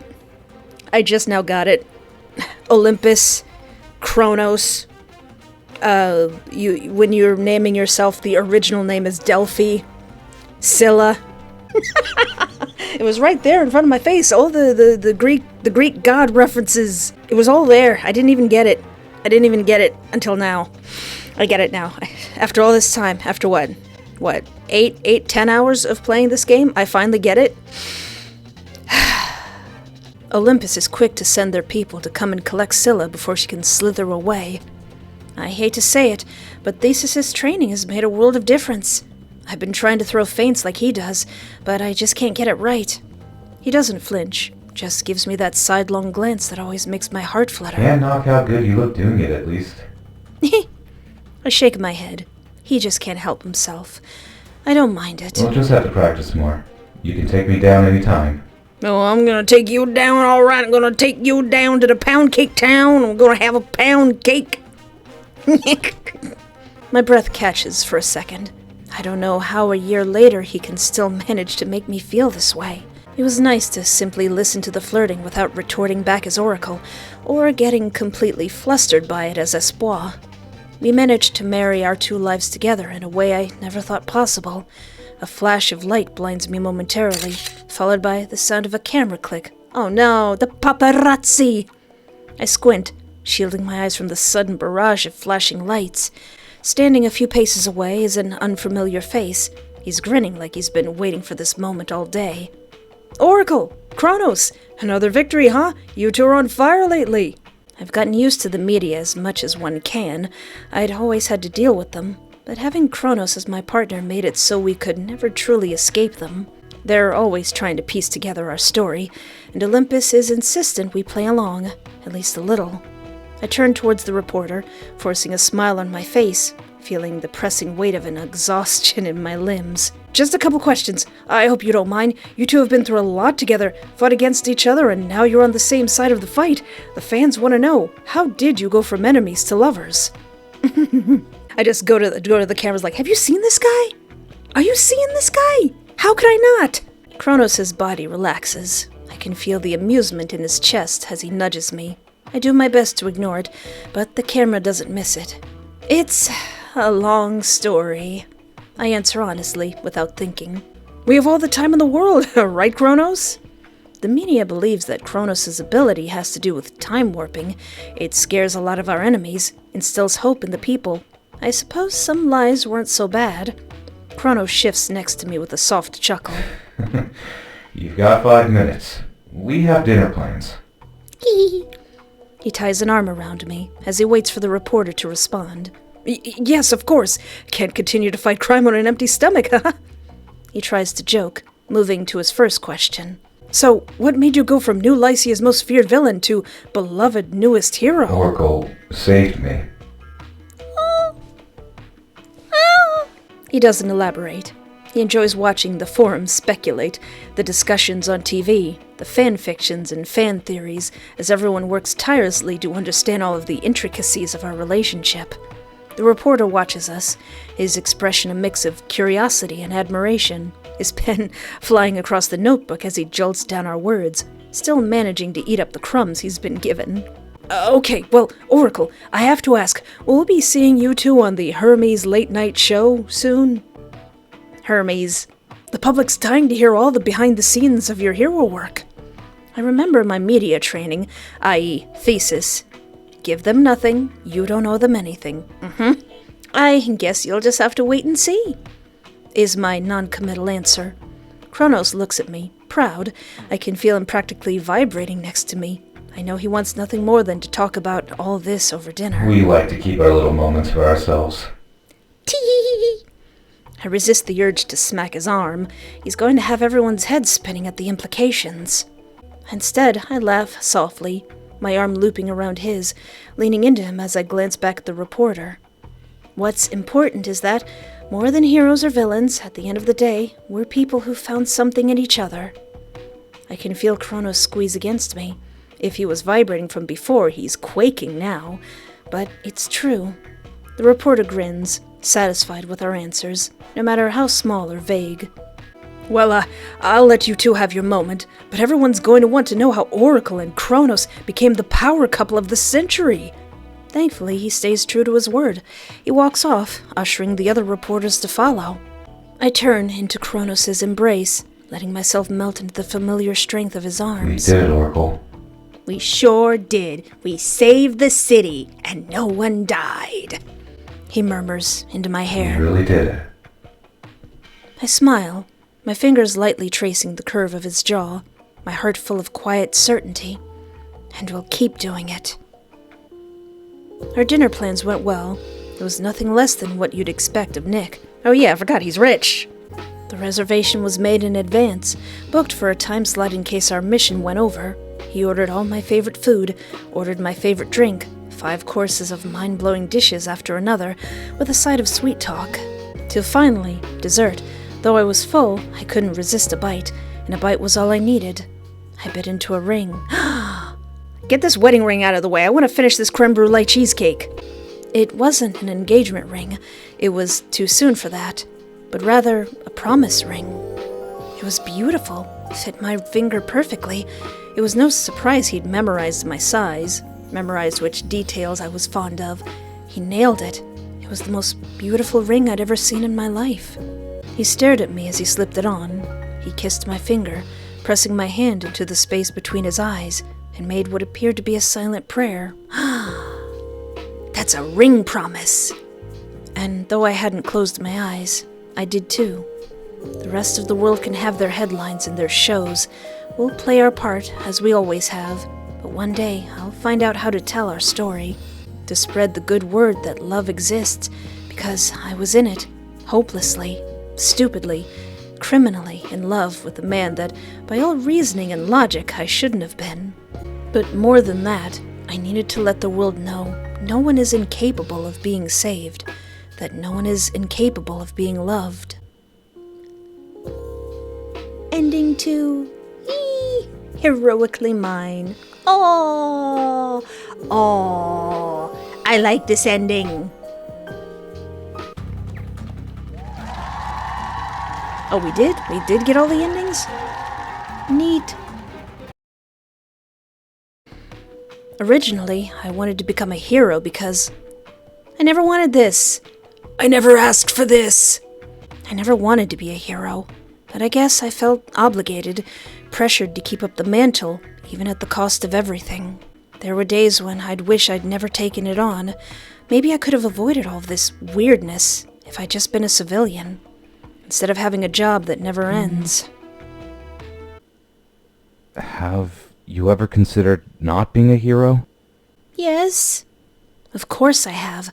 It wasn't really my choice in the first place. I mean, sure, I could have said no, but how could I? After everything my mother did for New Lycia, for me, it felt like the world lost her too early, and I was in the right place to take her spot. If I didn't, I felt like I would have been a villain, or at least perpetrating evil in some way. No, living life for yourself isn't evil. And sacrificing your life for others isn't inherently good either. I support whatever it is you want, but if you don't want to be a hero, you shouldn't be. It's that simple. That's a good friend right there. Don't you love me because I'm Oracle? That seemed to be why most people did, why my mother was proud of me, why Whitney worked for me, why Wes so much as tolerated me. What? No, I mean, sure, I took on Chronos for you, but not you, Oracle. You. I'm completely stunned by that. I hadn't even considered anything else. Oracle had become everything to me. Sometimes I was more Oracle than I was Espoir. What is there to love about just me? I find myself asking before I so much as processed what he said. Nick's hand finds my face, cupping my cheek, shaking his head as if to stop the thoughts from poisoning my mind. Don't say that. Don't even think it. Why me? Why not you? It's not really an answer, but I feel that even if I was given one, I wouldn't fully believe it. I love you. I have the moment you entered my life. And now we know why. Nothing would change that. Whether you drop the mantle or keep it, it makes no difference to me. I'll still be here. I take a heavy breath. The weight of the lives at stake sits heavy on my shoulders. Can I keep doing this forever? This type of danger? These sorts of missions? Chronos doesn't know what he's signed up for. He never had to consider the lives of the innocent people caught in the crossfires as a villain. He never tasted the sting of failure. It's becoming too much. I don't want to do this forever. Maybe someone like Thesis could handle the constant pressure, but one day I'm going to snap, and I don't know if I can recover. There's a reason I took an office job when the most dramatic thing is a work presentation and the highest stakes are a bad performance review. I know my mom wants me to carry on her legacy, but maybe she should have picked someone else. I eye up Thesis for a moment. He might not have my powers, but he could make a really good protege. Once the dust settles, it's just us three, left to pick up the pieces. This doesn't mean you're a hero. Yet.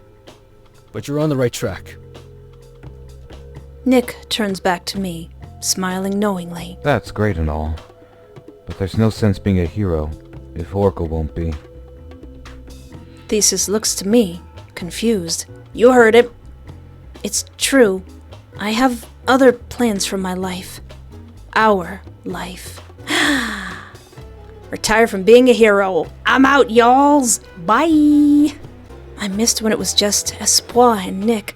Everything felt possible when he was by my side, no matter what lay ahead of us. I knew it would be okay as long as we were together. Whatever you decide to do, you know better than I do. Aww. But you both seem happy. And I guess that's what matters. He's so supportive. Thank you, Thesis. He looks confused, but he shouldn't be. He helped us get this far, in a sense. Chapter 29. The low hum of the high-rise wraps around me like a cozy blanket. There's a small, loyal crowd scattered across the space, some nursing drinks, some chatting in low murmurs, all of them swaying slightly to the rhythm of the music. This had become my new nightlife scene after I'd retired from being Oracle. It was difficult at first. Even though I'd wanted to, there was so much uncertainty that came with not being Oracle, with only being Espoir the jazz performer. But I wasn't going at it alone. I lower the microphone, the last words still buzzing on my lips. I take a breath and look over at Nick. He's smiling so brightly. He lights up the dim bar. Funny how it's hard to even see him as Chronos. Hard to see anything other than the man who makes me laugh, who fills my days and nights with so much warmth. He adjusts the mic stand for a moment, looking completely at home on stage. I don't miss the audience making eyes at him as he avoids tripping over the speaker cords. It's the first time in a very long time, over a decade, where I felt truly at peace. No more heroes versus villains. No more keeping my identity a secret from everyone who doesn't matter. No more wondering if Nick was someone I could love. It's just us, here, playing our hearts out 3 nights out of the week. I glance at Nick, who's already giving me that lazy, lopsided grin I adore. He raises an eyebrow, clearly teasing. Are you getting better? I shake my head at the absurdity, though I guess it isn't impossible. The crowd does look larger than it had a year ago. I couldn't take complete credit for that, of course. You're just saying that. Maybe. But that doesn't make it any less true. You look phenomenal tonight. I chuckle, the tension building, but in a way that excites me now. How we were, a distant memory now. It's like I've shed an old skin, and I barely recognize the person I used to be. In a way, it feels like I've been given permission to breathe again. Before I can respond, I catch a flash of movement from the corner of my eye. I freeze, then instinctively glance towards the entrance of the bar. I don't think I've ever seen him here before. Wes! I call out to him, and he flinches. I grimace and wave shyly. I see him scan the room, then lock eyes with me. Nick waves to him too, calling out to him, and I can practically see all of Wes's nerves stand on end. Now half the bar is staring at him. Wes makes his way over to the stage, but the damage has been done. Thanks for coming. It was a mistake. He says, mostly to himself, and bitterly. You two really decided to do this, huh? His voice has a slight edge to it. Maybe disbelief, maybe something more. It's the first time he's seen us like this. Nick smirks, leaning against me and tilting his head in a casual way. So are we singing together? Nick can finally fulfill his dream of being on stage. What do you think? Want an autograph? I can get you a pen. Choke on it. Yeah. Boys, please. Whose idea was it to have him be the lead? You've heard him. He's got a good set of pipes on him. He doesn't agree, but he doesn't disagree either. Wes looks between us, his lips twitching into a half smile, a kind of hesitation. A year ago, I think he would have had a lot to say about this. But now we're all different. If you want a drink, Wes, just put it on my tab. I don't drink, Nick. Get a milk, you big baby. I steer Wes's attention over to me. They can go at it all night if I don't stop them. Are you staying? We've got another song or two, and we should be done for the night. I can hang out for a little bit. You sound good. Ah, he says, quieter now. Obviously. Then it's his turn to soften. I'm glad you never gave it up. I raise an eyebrow. You really think I'd give up on music? I thought you'd give up on a lot of things. But again, I'm glad you didn't. I'm only here for the music. And you. I feel the weight of it settle between us. The past isn't something we can just undo, but it no longer holds us hostage. The present is unlike anything I could have predicted, and comes in wonderful waves. And the future, it's terrifying, but ripe with possibility. I never give up on what I love, I reply, my voice soft but steady. I smile at him, and this time there's no hesitation. Neither do I.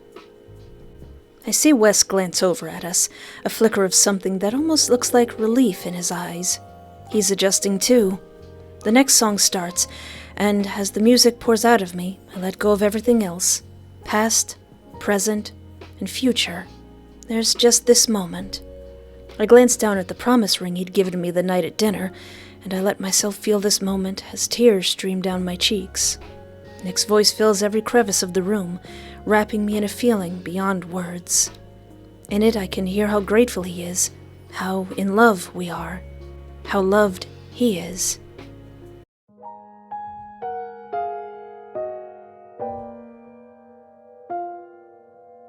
If I could begin to be half of what you think of me, I could do about anything. I could even learn how to love.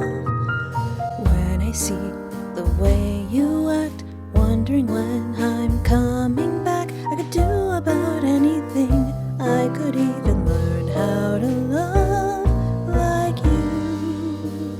I'm Nicholas, though everyone calls me Nick. It's nice to meet you. I look forward to working with you. I got your favorite. Then it's a date. You're hardworking, kind, and absolutely wonderful. Because I'm hopelessly, stupidly, criminally in love with you. I always thought I might be bad. Now I'm sure that it's true. 'Cause I think you're so good, and I'm nothing like you. Look at you go, I just adore you.